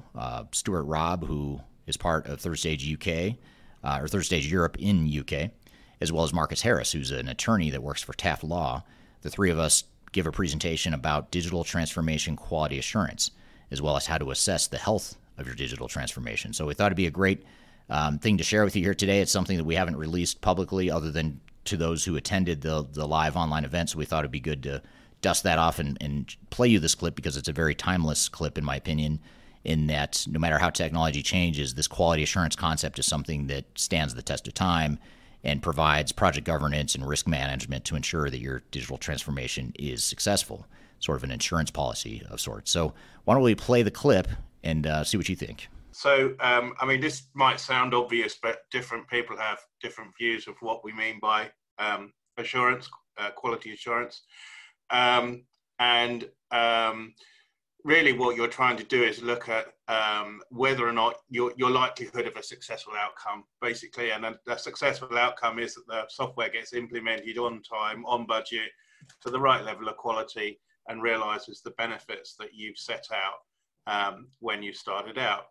And then the other spin on that is about how you execute that. So are you being efficient and effective throughout the life cycle of your project? And therefore, have you got any way of recognizing through that life cycle whether there are material problems? And that's really what assurance is about. It's about a process whereby either you have your own quality team or you bring in some quality experts to come and look at the program and spot the things that you haven't spotted and see whether or not there's any material risk to your program that's going to cause it to be fatally derailed. And really what we're trying to do is to get to the bottom of the difficult questions. There's a list of 4 questions there. There are actually dozens of difficult questions, but one we've actually just talked about. We talked about, is the SOW robust enough? In, I would say, 90% of all SOWs that I've read that have been written by the suppliers, they are nowhere near leading practice. They are very heavily biased in their favor and don't give you a proper mechanism to track where you are. And we'll come back to that a little bit later. Is the program really on track? It's a very difficult thing to work out. You might be getting status reports and they might be saying green or they might be saying amber, and you might get a lot of verbals, but actually very few status reports really tell you the holy trinity of things you need to know, which is based on the time spent and the deliverables produced and the SI effort expended. Is the plan and the estimate tracking against the actuals? And actually, it's very rare to find that unless you force an SI into a position where they're doing that planning and estimating and reporting it, they will give you that holy trinity view. A third one that's really common, an SI will say, we've completed our blueprint, we've completed our design, we're ready to get building. But the question is, how do you know design is complete? What is it about that milestone that you can say, yeah, we've thought everything through, we've worked it all out, we know exactly how we want it to work, and we're ready to go and start construction. And then the final one that's frequently, again, comes up over and over again when we do assessments. Artifacts are emailed around. They kind of lose their momentum and their focus, so they never get properly signed off. They never get properly quality assured. They go into some directory somewhere, and people lose sight of them. In fact, in many instances, the artifacts or the work packages are not even defined in the SOW. So they come along. The data migration approach and strategy will come along. It'll get sent to someone. Someone will have a look at it. And then it'll get shoved in a directory, and that's the last time anyone will ever read it, unless, you know, actually at the point of litigation, in which case the attorneys will be getting all of those documents out of the directories and starting to read them properly. So that's what we try and do through the process. We try and ask those questions before you're really in the meat of it, or whilst you're going through the program at specific insertion points, rather than when Marcus gets involved, which is when the whole thing has turned into a catastrophe and they're asking the difficult questions at the end. And so what we do is we produce a risk assessment. We try and value the risks if we can. It's not always very easy to value intangible risks. We try and put a variance analysis on where you are in terms of your budget. And we provide obviously a set of recommended and remedial actions. So that is a long explanation, but that's really what we're trying to get out of assurance. Okay, any comments from anyone? Moving on. So why do we do assurance? So you have heard this a lot. We do talk about it a lot. I think I have the most comprehensive list of ERP cock-ups, which is my page on the right-hand side. This is all of the cock-ups that have made the newspapers. So if you think of that list as a list of just the ones that we know about that were big enough or created enough collateral damage to get into the press, you can multiply that by probably a factor of 50 to think about all the ones that were impaired in some way that didn't make the press. And there are some big names in there. I mean, we've mentioned Lidl a couple of days ago. I was personally involved with a couple of them. In fact, in Travis Perkins, I was actually on the remediation team, and some of these programs just get to a point that they are fatally compromised and can't be remediated. The MFI one is an interesting one because that was an SAP one. That one went so horribly wrong that they had to do a cash call to the city because they couldn't fulfill customer orders, and it ended up sinking the company. They're now no longer in existence. They've taken over by a firm called Howdens in the UK. So, you know, these do have, you know, big impacts. Even the very best program director or program manager on the client side can't be everywhere at once. And he might be spotting a problem over here, you know, to do with something regarding business engagement, and he will lose sight of what's happening with the SI, or he will be going hard on the SI, and then he will lose something on the organizational change management side. So the other thing that assurance does is it gives you a bit more bandwidth to allow you to look at the whole program at a helicopter level. Yep. So usually there's a trigger for the assurance, and that trigger is usually when someone in the program has realized that it's already broken. By the way, if anybody wants to know what this odd background is, I'm an ex-mainframe systems programmer, and I try and get at least one slide like this into every presentation. So it's an IBM mainframe systems console. But if we go through the inventory of triggers, it's quite often that you will find that you will you start to drift and you'll start to lack getting clear operational direction. A lot of that comes from experience of the very senior leadership of a program. If they haven't done ERP programs before, and it's quite common that someone out of the business will be appointed as the program director or ERP sponsor, they will not realize what is going wrong until it comes quite a lot too late down the process. The second one that's very popular, again, the vendor or integrator will take over your program, so that you will stop being in control of your own destiny, and they will start running it for you. And the usual early warning sign for that is who is writing the weekly status reports. Very frequently, you'll go in and find the vendor is writing the status reports, and we've already talked about string-along fraud, where you might not be getting the same status presented to you as the vendor might be actually managing internally. Yeah, that to me, that's just a huge red flag for me. I mean, every time in almost every one of these cases, you'll see a situation where there was a flip from control of the project being managed by the customer to control being managed by the vendor, and that to me is just one of the biggest red flags that we see in litigation. So, it's a good point. It's funny you highlight that, because one of the questions that was coming in as you were speaking, Stuart, or one of the comments was that it says, I was once told that when you engage a firm for assurance, you should ensure you select one that can take over a project if needed. Thoughts on this? You can imagine where this came from. So it almost sounds like that this is another big five or big system integrator saying, hey, we'll do quality assurance, but we can also take over the entire thing for you. And it's awfully appealing to think that, you get one throat to choke and I can just outsource this whole thing to someone else. But that's a common problem that creates a lot of problems later on. Well, I mean, it actually goes even worse than that. I mean, some organizations have actually devolved their accountability for running the whole program to the SI, because they've stated up front, we don't know how to run these programs, therefore we're giving you the full control of the helm. And that's like getting the poacher, that's like the poacher giving the gamekeeper his gun. I mean, it is a fatal mistake, and it happens very, very frequently. Yeah.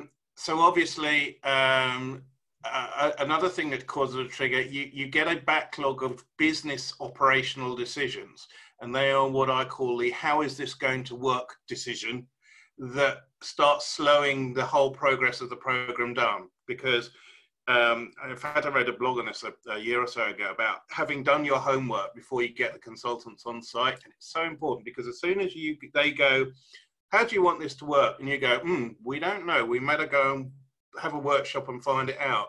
They are still on the meter while you're trying to work that out. And some things you need their help for, but actually a lot of the business ways of working are things you can do much cheaper with a much smaller set of consultants before all of the configuration team and a test team and everyone else all gets on site, starting to ramp your meter bill up. I would say probably, well, the over budget one, the slipping deadlines, the low quality or missing artifacts. It's surprising how often organizations don't realize that they're slipping or they're over budget. And the reason for that will be because as far as the payment schedule goes, the payment schedule will be broadly invoicing the right amount every month. So you'll be going, great, well, we must be on schedule. But what's actually happening is they're spending more money on delivering the artifacts, and that's only going to become manifest later down the process. So effectively, they're over-burning on earlier parts of the program, but the amount being billed looks right. So unless you've got a very, very, very clear alignment between the effort the SI has expended and the deliverables that they are producing and the time spent, the schedule, there is no way you can know if the invoice looks right, whether or not you're on track or you're overspending. And what we see quite often is that will become obvious only far too late down the process, when the project is starting to run out of money, but some key stage gates or key milestones have actually still not been met. Stuart, do you use earned value to track that? Do you recommend that? Yes. just an excellent point. I'd actually written it down and forgot to mention it. Yes. You can mitigate against that using earned value reporting. But in order to do earned value, you have to know what deliverables they were producing and how much effort they had planned to spend producing each deliverable. If you don't know at least those two variables, you can't do earned value management. And I've seen project plans which are reporting progress by elapsed time. So 60% of this particular task is complete because it was due to run 6 weeks, and we've completed 4 weeks, therefore we must be 60% through the task. Well, that's not a value of earned value. That's just a representation of time. So the last two probably, and I will speed up in a minute because I don't want to overrun this, but very common factor is that many organizations try to take on much too much scope in the early phases. And I have a little saying for this: over-ambition leads to underachievement. And there's usually an over-ambition of expectations that have partly been set by the salesman trying to sell you the product or the solution, and partly because your own internal ambition wants those benefits faster in order to realize the ROI. And therefore you'll get set unrealistic targets or unrealistic budgets. You know, we want our ERP implemented in 9 months, that's it. And it can't be done. And when you change the argument here, it becomes a bit easier to realize, because when you're implementing an ERP solution, you're really not implementing a piece of technology. That's a byproduct. What you're actually doing is changing people's jobs and the way that they work. And people change is much more difficult to do than it is to put a new piece of technology in. I mean, Eric will tell you this, because I am the worst person in the world to use any technology that Third Stage uses, because I am a change dinosaur. But that's because I've been doing things in a particular way for 20 years.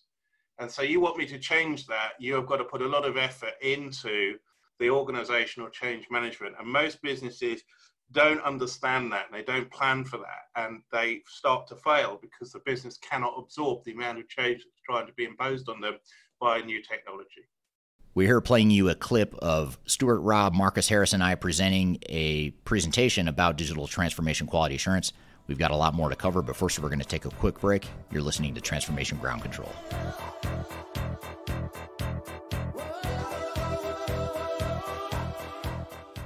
Are you looking to stay ahead of the curve in the ever-changing landscape of digital transformation? Then you need our newly released 2023 Digital Transformation Report. This comprehensive report covers the latest trends, technologies, and strategies to ensure your digital transformation is optimized for success. The 2023 Digital Transformation Report is packed full of proven methodologies and insights from experts in the independent digital transformation field. You'll also receive practical insights on how to implement digital transformation strategies within your unique organization. This free report is available for download on our website at thirdstage-consulting.com under our Thought Leadership section.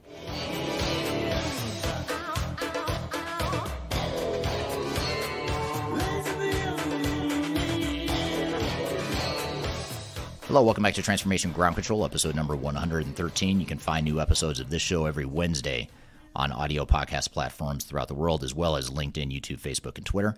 Be sure to check us out wherever you prefer to like or listen or watch, I should say.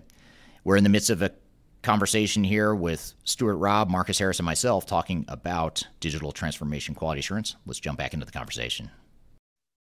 When should we do assurance? Well, obviously the right answer is you should build your assurance as part of the DNA of your transformation right from the beginning. And the reason for that is because actually most transformations go wrong at the beginning. And because they're not structurally set up right, they're structurally impaired, that problem becomes a seed, a cancer on the program effectively, that effectively fatally undermines it. And so some of those reasons that we've mentioned, overambitious scope, overly optimistic budget, poor requirements, poor contracts that Marcus talked about, wrong people or lack of experience, resources and key roles, those are all startup problems. And if they are startup problems, they are going to continue to be problems until somebody, usually the sponsor who's spending the money, realizes that they've started it up wrong, that their contracts are terrible, that they've set miles to overambitious goals, and then you're into recovery. And recovering a program is much, much harder than it is setting it up right and keeping it navigating on the right path.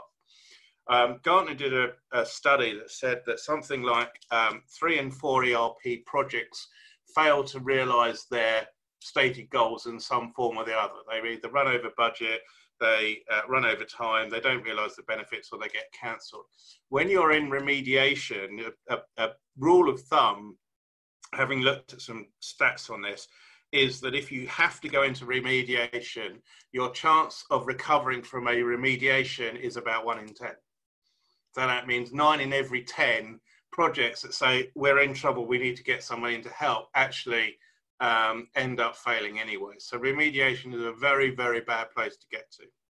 And a lot of times you don't even, you don't see, if you're not experienced in this, you don't see or feel the need for remediation until it's too late. I mean, by the time you start to see some of these smoke signals or smoke signs, usually by then it's often too late. And I think on your point, Eric, I mean, and it's not necessarily your fault that you're not seeing that. I mean, the way, and Stuart talked to this a little bit ago, the way these status reports and just your interaction is set up with your systems integrator, you're not supposed to see it necessarily, right? I mean, you're supposed to think that everything is going well, and on the back end, they're pushing all these resources, trying to right side the project.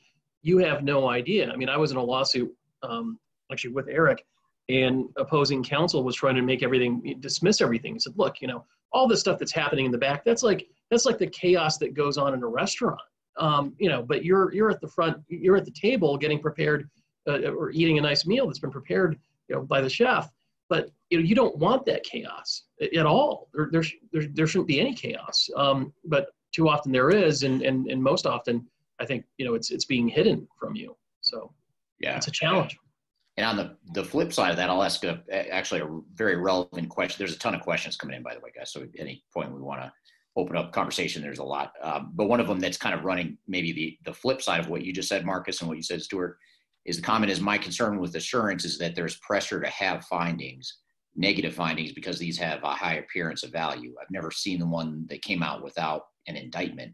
Thus, both the SI and the key leaders and the PMO become targets of the assurance team. Thoughts on this? If I'm a client leader, how do I protect myself? It's a really good question. Yeah. So, yes, absolutely. Yeah. So I don't know what your guys' thoughts are, but I think that the key there is, I mean, first of all, you have to find an assurance partner that's reasonable. And I think the big thing, in my opinion, I'd be curious to see what Stuart and Marcus, what you guys think. I think you have to look at the ulterior motive potentially of the quality assurance partner, because if you bring in, we see this a lot where, let's just say Deloitte is doing the implementation, Accenture is coming in to do the QA, and QA is going to try and destroy Deloitte to try and come in and take over the project. So of course, so you have to kind of watch, if you have something to gain by taking over the entire project and putting 100 people on your project, there's going to be an incentive to put a bullseye on you and your team and your current system integrator. So I think you just have to find someone that's reasonable. And in my opinion, someone like Third Stage who's independent. We don't do system integration work, so we're not trying to win system integration work. Something like that, or someone with that lack of bias can be one way to do it. But what are your guys' thoughts on that? I totally agree with you. I mean, I think if the only tool you have is a hammer, everything looks like a nail, right? And you're just going to be beating down things, and you're incented to find problems. And I think, the first step, certainly like Eric said, is find a trusted partner that you can work with that's going to tell you how it is. And I wouldn't hesitate to engage legal counsel too, on kind of a consulting basis. Attorneys do more than just draft contracts and file lawsuits. I mean, we consult with our clients, and if you were to come to an attorney or a law firm that has a track record of being involved in these types of implementations, they're going to be able to tell you, what what this vendor is bringing up as a problem, that really looks like a substantive problem, and let's compare that with the contract. So, I think expansively and use, experts where it makes sense. And, don't just pigeonhole people traditionally, because I think certainly your legal counsel has a lot of value to offer. Yeah. Another thought on that. That's a fantastic question. One thing that a QA firm should bring to the table early on is the idea of education. It's not a matter of we're, as a quality assurance group, we're not just trying to undig stuff and then throw it at you. We're helping the client ultimately identify the problems and collaboratively come to that understanding. So educating from early on as to what processes we're going to go through during the QA process, what we're looking for, the client will learn to understand, and you'll be able to see those factors ahead of time yourself. So it's not like things are just being presented to you, but it's a collaborative understanding of this is a problem and here's why. Yeah, I mean, it can also help too if the result of the assurance is that you have got trouble. The assurers can usually, either with the support of the attorneys or not, help to implement some vendor management structures and frameworks and actually get the vendors to start behaving themselves. So that particularly is where the attorney can start to help. Is you're nowhere near litigation, but if your assurance has said that your vendor management, your vendor framework is not working, then getting the attorneys in early can help to shake the SI up a bit and make sure that they start behaving properly. Yeah, and we've done that on multiple occasions, and that's a really good point. I mean, we'll engage with the vendor's in-house attorney, and it's not confrontational necessarily. And we're not unnecessarily escalating things, but it's just a heart-to-heart conversation saying, look, this is going in a bad direction, and let's try to avoid, unnecessary litigation and figure out what we can do. And that can be incredibly helpful. And I think, Stuart talked about this a little bit earlier on the front end. If you have a process baked into your contracts where you've got some kind of a dispute resolution mechanism where, change orders or warranty claims or whatever it is, things aren't going right, they have to be escalated in a certain way. That can be a pretty beneficial process to utilize as well, because it just keeps everybody honest. Okay. Ready for the next slide? Yep. Yeah. So there's lots on this slide, but it's pretty simple. Really what we're trying to do is look at the aspects of the program across every dimension we can think of. So this has everything from procurement, organizational change management, master data management, testing, reporting, performance, business case, the lot. And the way we do this is with a load of checklists. And depending on where you are in the program lifecycle, some of these dimensions of the assurance may or may not be relevant. I mean, obviously, if you're in the vision stage of a project and you're still defining, what the goals and objectives are, we're not going to be too interested in assuring your testing strategy because that's way before the thing. So how we would normally do this is at each insertion, we will work out where you are in the program, what the key dimensions of assurance we should be doing at each stage. We also tend to find that there are some times when you'll get more assurance in one particular area. So for example, when you're doing your procurement, we will obviously be doing more in the procurement space. And when you're completing your build, we'll be looking more in the testing space. So the assurance is not just one huge long checklist and we do the same checklist every time. We look at where you are in the program, we work out which parts of the assurance is the place that we should be focusing on in each insertion and look at that. Yeah, and the other thing here too is that, we use the same framework for clients at multiple points in the life cycle. So a lot of times companies say, hey, can you come in from the start and just do the quality assurance from day one? We have other clients that have us come in to do project recovery, and we'll use the same framework for that. And then if Marcus or some other attorneys hire us to be an expert witness in a lawsuit, we'll use that same framework to analyze the case to figure out what went wrong and come up with our analysis accordingly. So it's a pretty well battle-tested framework that's been used in a number of different pretty extreme scenarios. So the idea is that, if it can handle a lawsuit or an extreme failure, why not bring that same framework up front and use it to mitigate the failure in the first place, or mitigate the challenges in the first place? Yeah, and I think the other thing that's really, really important is, and I think Marcus brought this out a couple of days ago in his presentation, don't assume that the assurance is just going to find problems with the SI, because oftentimes we will find that on the client side, there are issues too. And obviously we're sensitive to making sure that when we're reporting those to the client audience.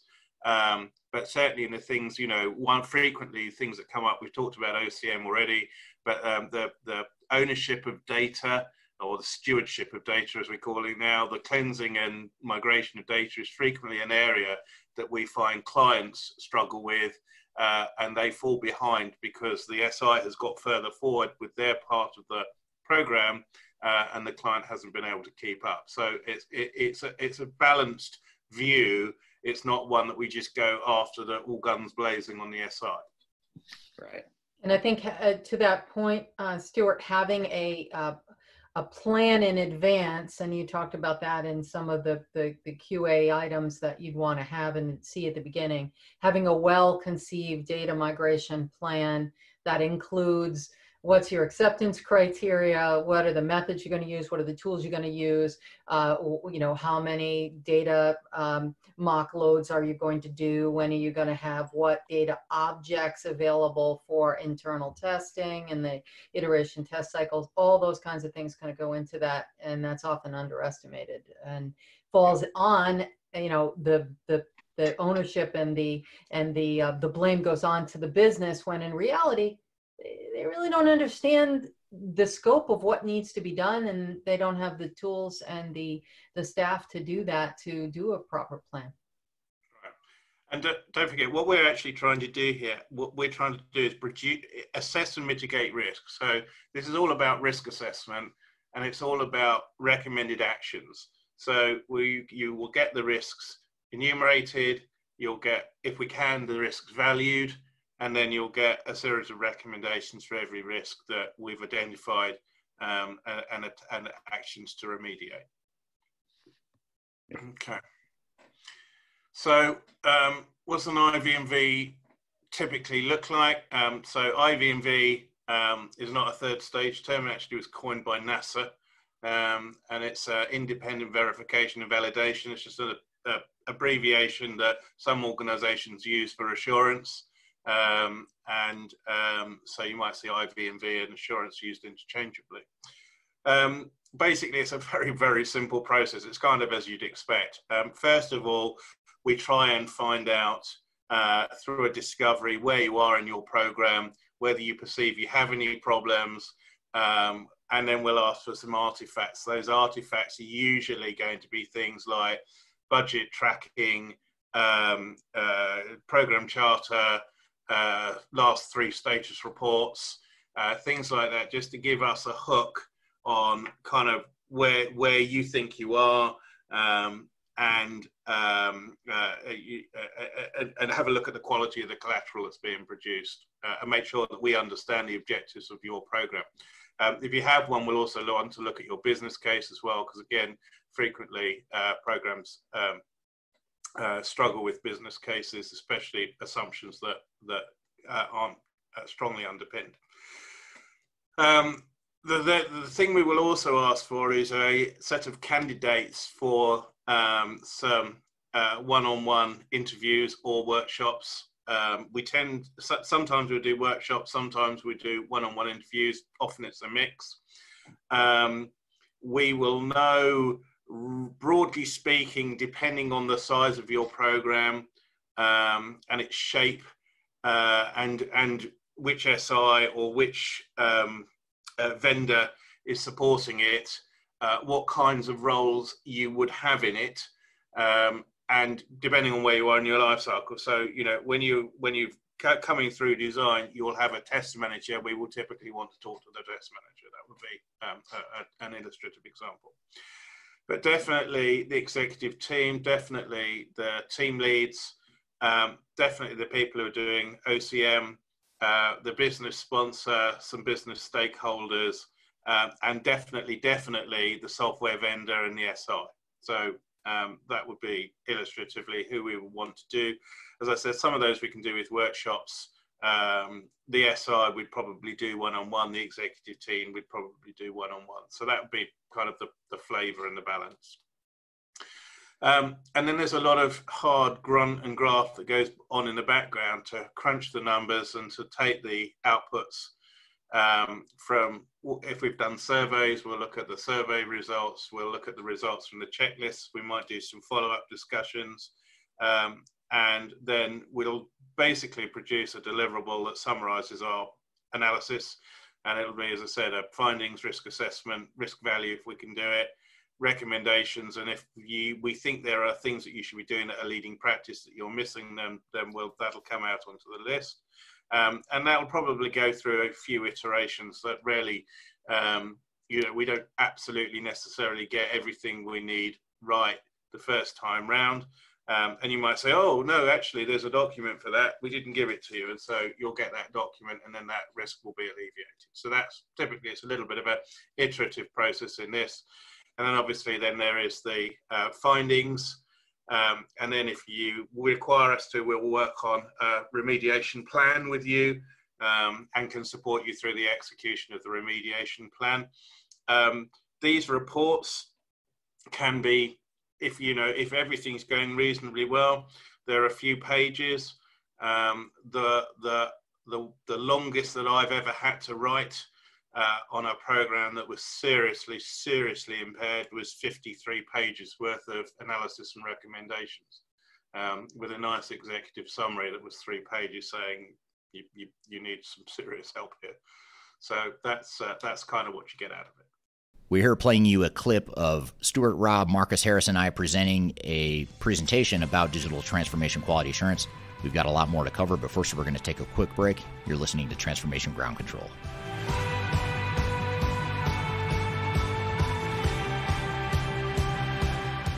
Interested in working for a company that truly values your unique skills and experience? Here at Third Stage, we don't hire based on resumes alone.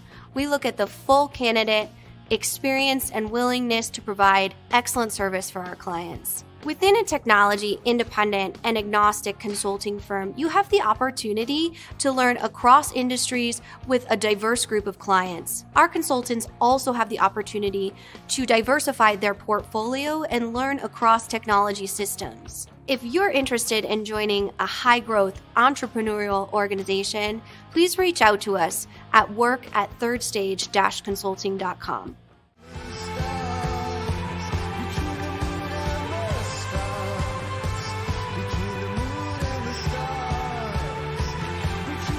Hello, welcome back to Transformation Ground Control, episode number 113. You can find new episodes of this show every Wednesday on audio podcast platforms throughout the world, as well as LinkedIn, YouTube, Facebook, and Twitter. Be sure to check us out wherever you prefer to like or listen or watch, I should say. We're in the midst of a conversation here with Stuart, Robb, Marcus Harris, and myself talking about digital transformation quality assurance. Let's jump back into the conversation. So, Stuart, you're actually getting a lot of fan mail here. A lot of people wanting to read your blogs. Someone may have even asked for your autograph. I can't remember. But in all seriousness, though, there actually are a lot of comments about you in this framework in general. Just a couple comments that might help stimulate some more conversation. One is, what an impressive panel today, especially Stuart. I was OCM communications lead for a project that halted about a year after I left. Had Stuart been there, I'd venture to say the project would have completed successfully. So no pressure there, Stuart. You would have I'll tell you something that's very interesting. I'm sorry to interrupt you. So I've done remediations for a number of organizations over my career. In fact, I'd spent about 3 or 4 years specializing in only doing remediations. And I don't have 100% success rate. And what's most interesting is that quite often, you'll be brought in as a remediation consultant, maybe by the sponsor, but the program director or the program manager really doesn't want you there, and he really doesn't want you involved in his life, and therefore he's going to either passively aggressively resist you, or he's going to ignore you, or hope that you go away until there's some tipping point. I was on one very large ERP program, well over 100 million, and I was brought in because the CIO realized that it was going horribly wrong. So he brought me in, and I did a remediation assessment. It took me about 3 months, and I was doing it on my own, and it was hell. And I produced a report, and the report that was panned. They all said I'm wrong, I don't know what I'm doing, and it was terrible. Anyway, so they got Deloitte in. And funnily enough, the guy that they got in from Deloitte used to be a guy I worked with an awful lot with Deloitte. So I knew this guy really well. And he went down the pub. We went down the pub, and he said, "So what's the story?" And I said, I find it out for yourself, but I'm pretty sure that if we compare notes at the end of it, we'll find that they're pretty much going to read identically. So anyway, they went through hundreds of thousands of pounds of remediation assessment quality assurance with Deloitte. Took them about 6 weeks. And I had the usual Deloitte 20 consultants on site. And broadly speaking, the subtle differences in the way it was presented, but the broad conclusions were identical.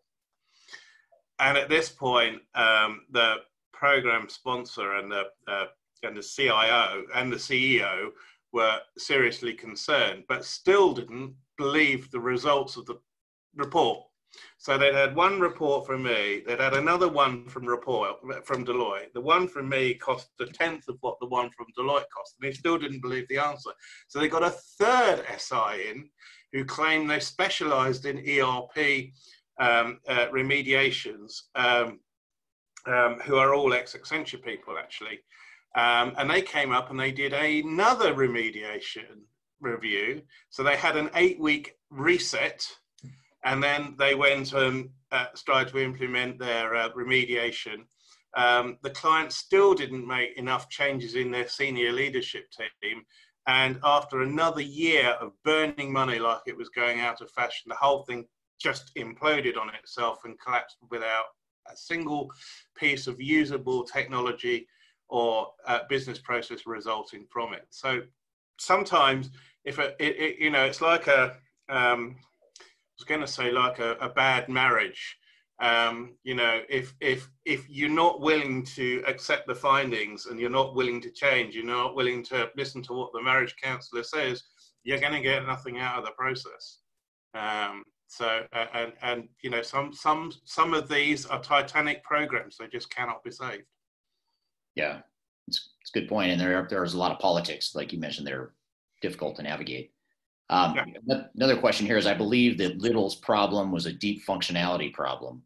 Would the framework have caught this? So in other words, if there is a technical issue or a functionality issue with the software you're implementing, would this framework catch that? The answer to that is depends. The reason it depends on whether you ask us to look at functional fit gap analysis. In general, and it depends on the skill sets we put on the team that we agree with you. I would be pretty comfortable doing a fit gap for NetSuite or Oracle or Aggresso, because those are all technologies that I know pretty well and I'm reasonably up to date with. I wouldn't be comfortable doing a fit gap with SAP HANA, because the last SAP system I worked on was ECC5. And so in that instance, we would put a specialist on from our team who knew S4HANA inside out and looked at your requirements and looked at the fit gap analysis that the SI had done and validated for you. So, you'll get a team that's specific to your needs. So in that instance, in Diddle, yes, you would have got the right answer as long as we'd agreed the right question in advance.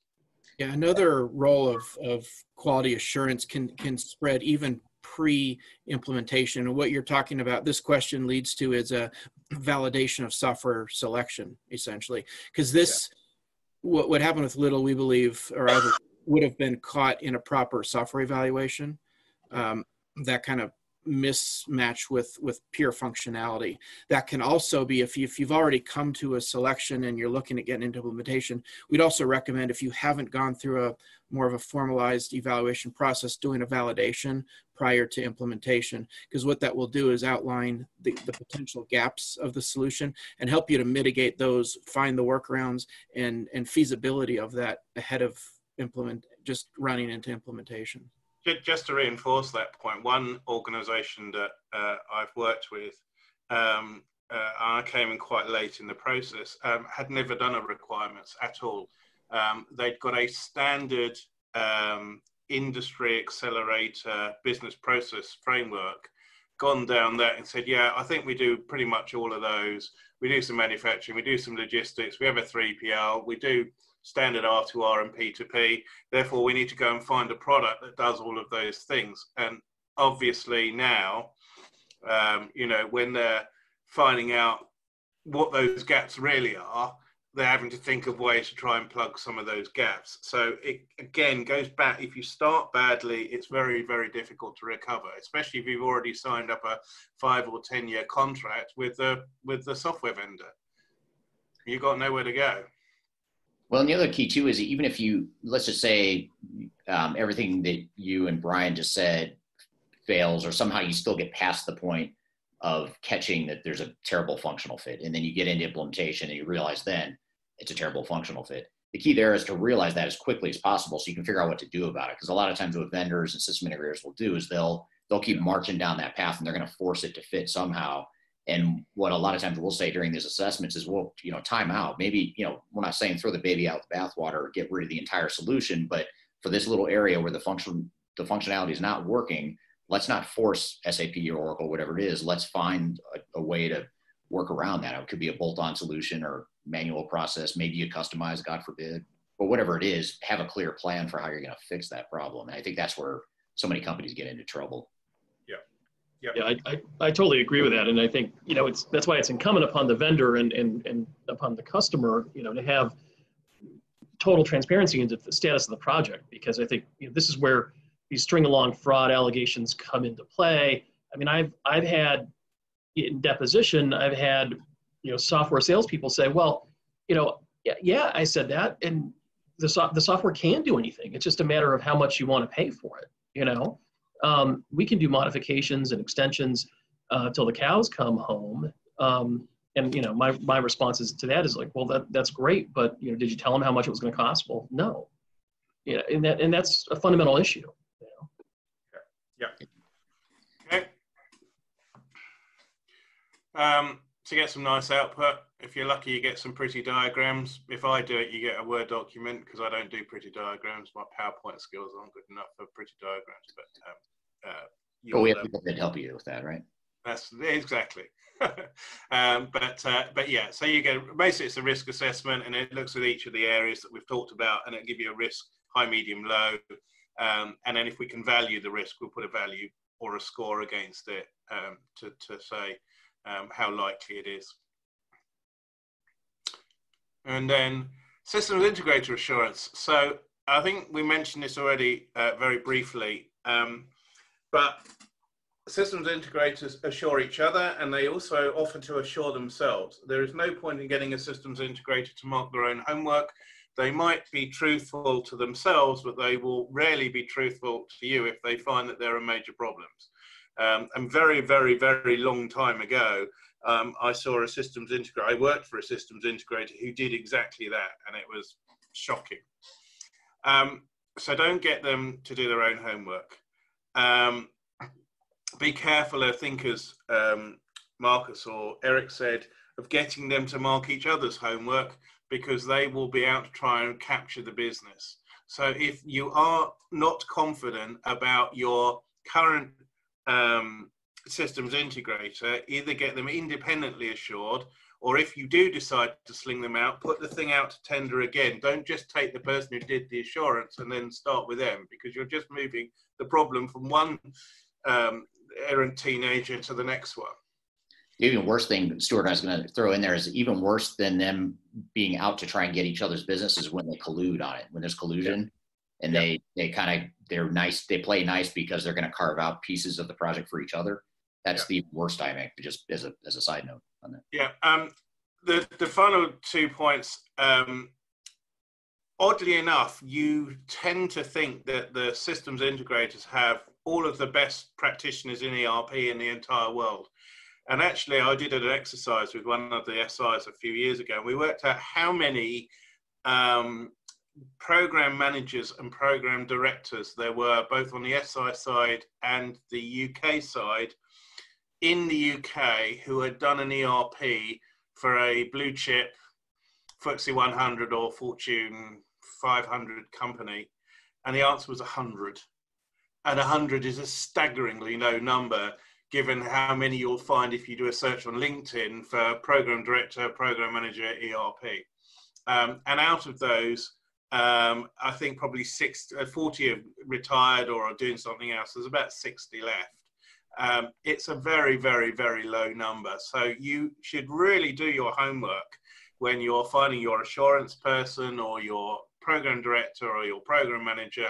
They've got to really, really, really know what they're doing. And so many clients rely on the interview. Oh, yeah, he seems a nice chap. Oh, he can spell SAP. He must know what he's doing.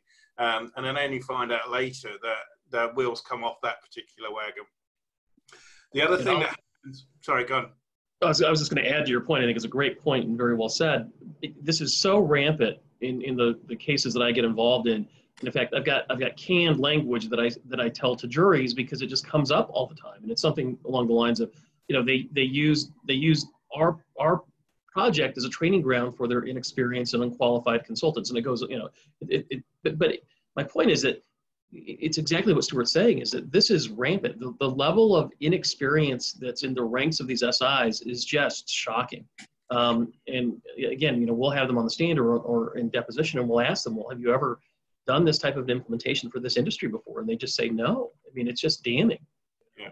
When I worked for an SI, one of the most shocking things I ever saw is I went into one of their solution centers in central London, and every consultant's desk had a book, Introduction to COBOL, or COBOL for Dummies, because 20 years ago, the number of people who knew COBOL was reducing, and they were all coming out with C skills. They were working on a massive re-engineering of a COBOL system for a large client, and they didn't have any consultants who knew anything about it.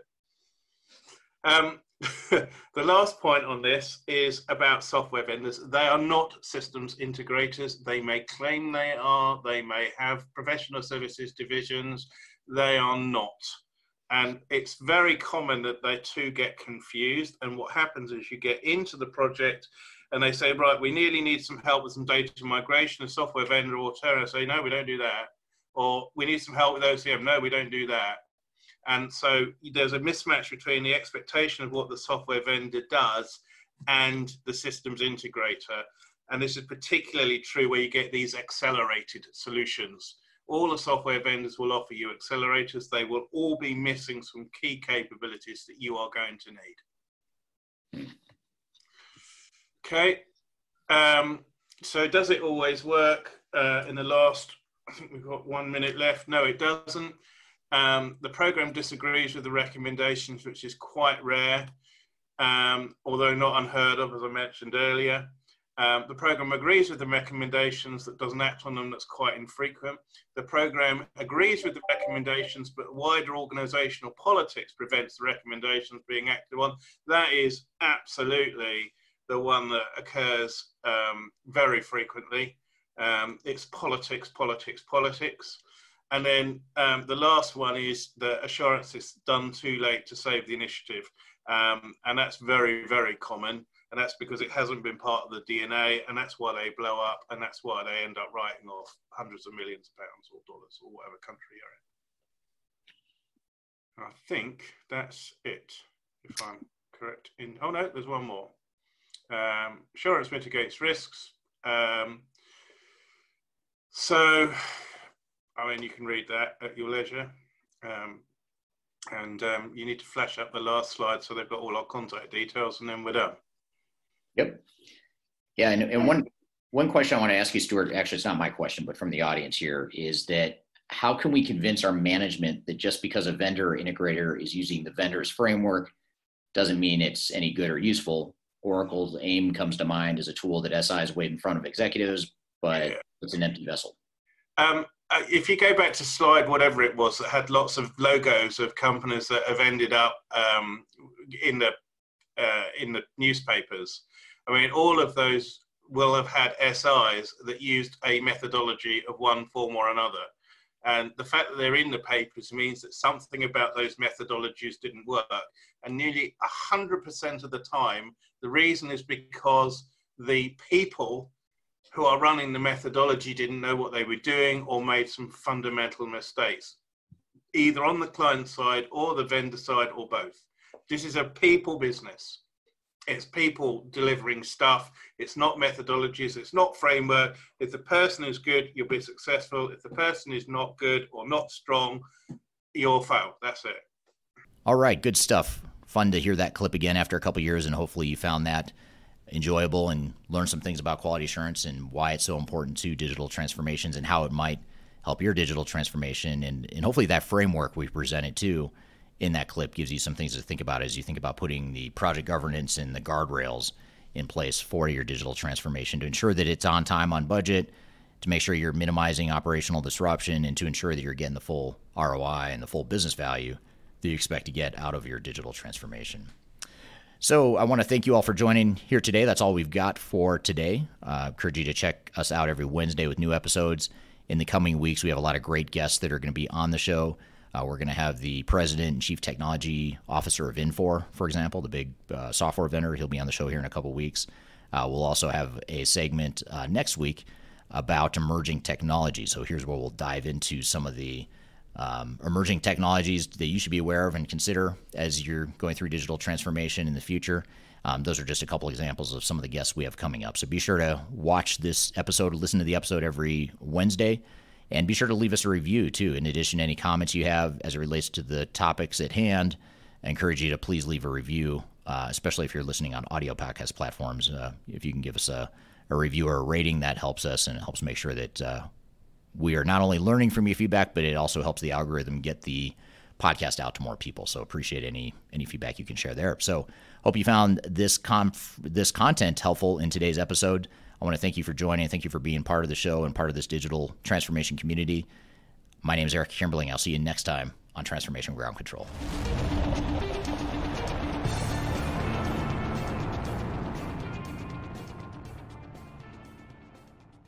Eric Kimberling, your host for today. Let me start that over. Okay, hopefully that's a smooth transition there. Okay, we're here playing you a clip of, let me start that again.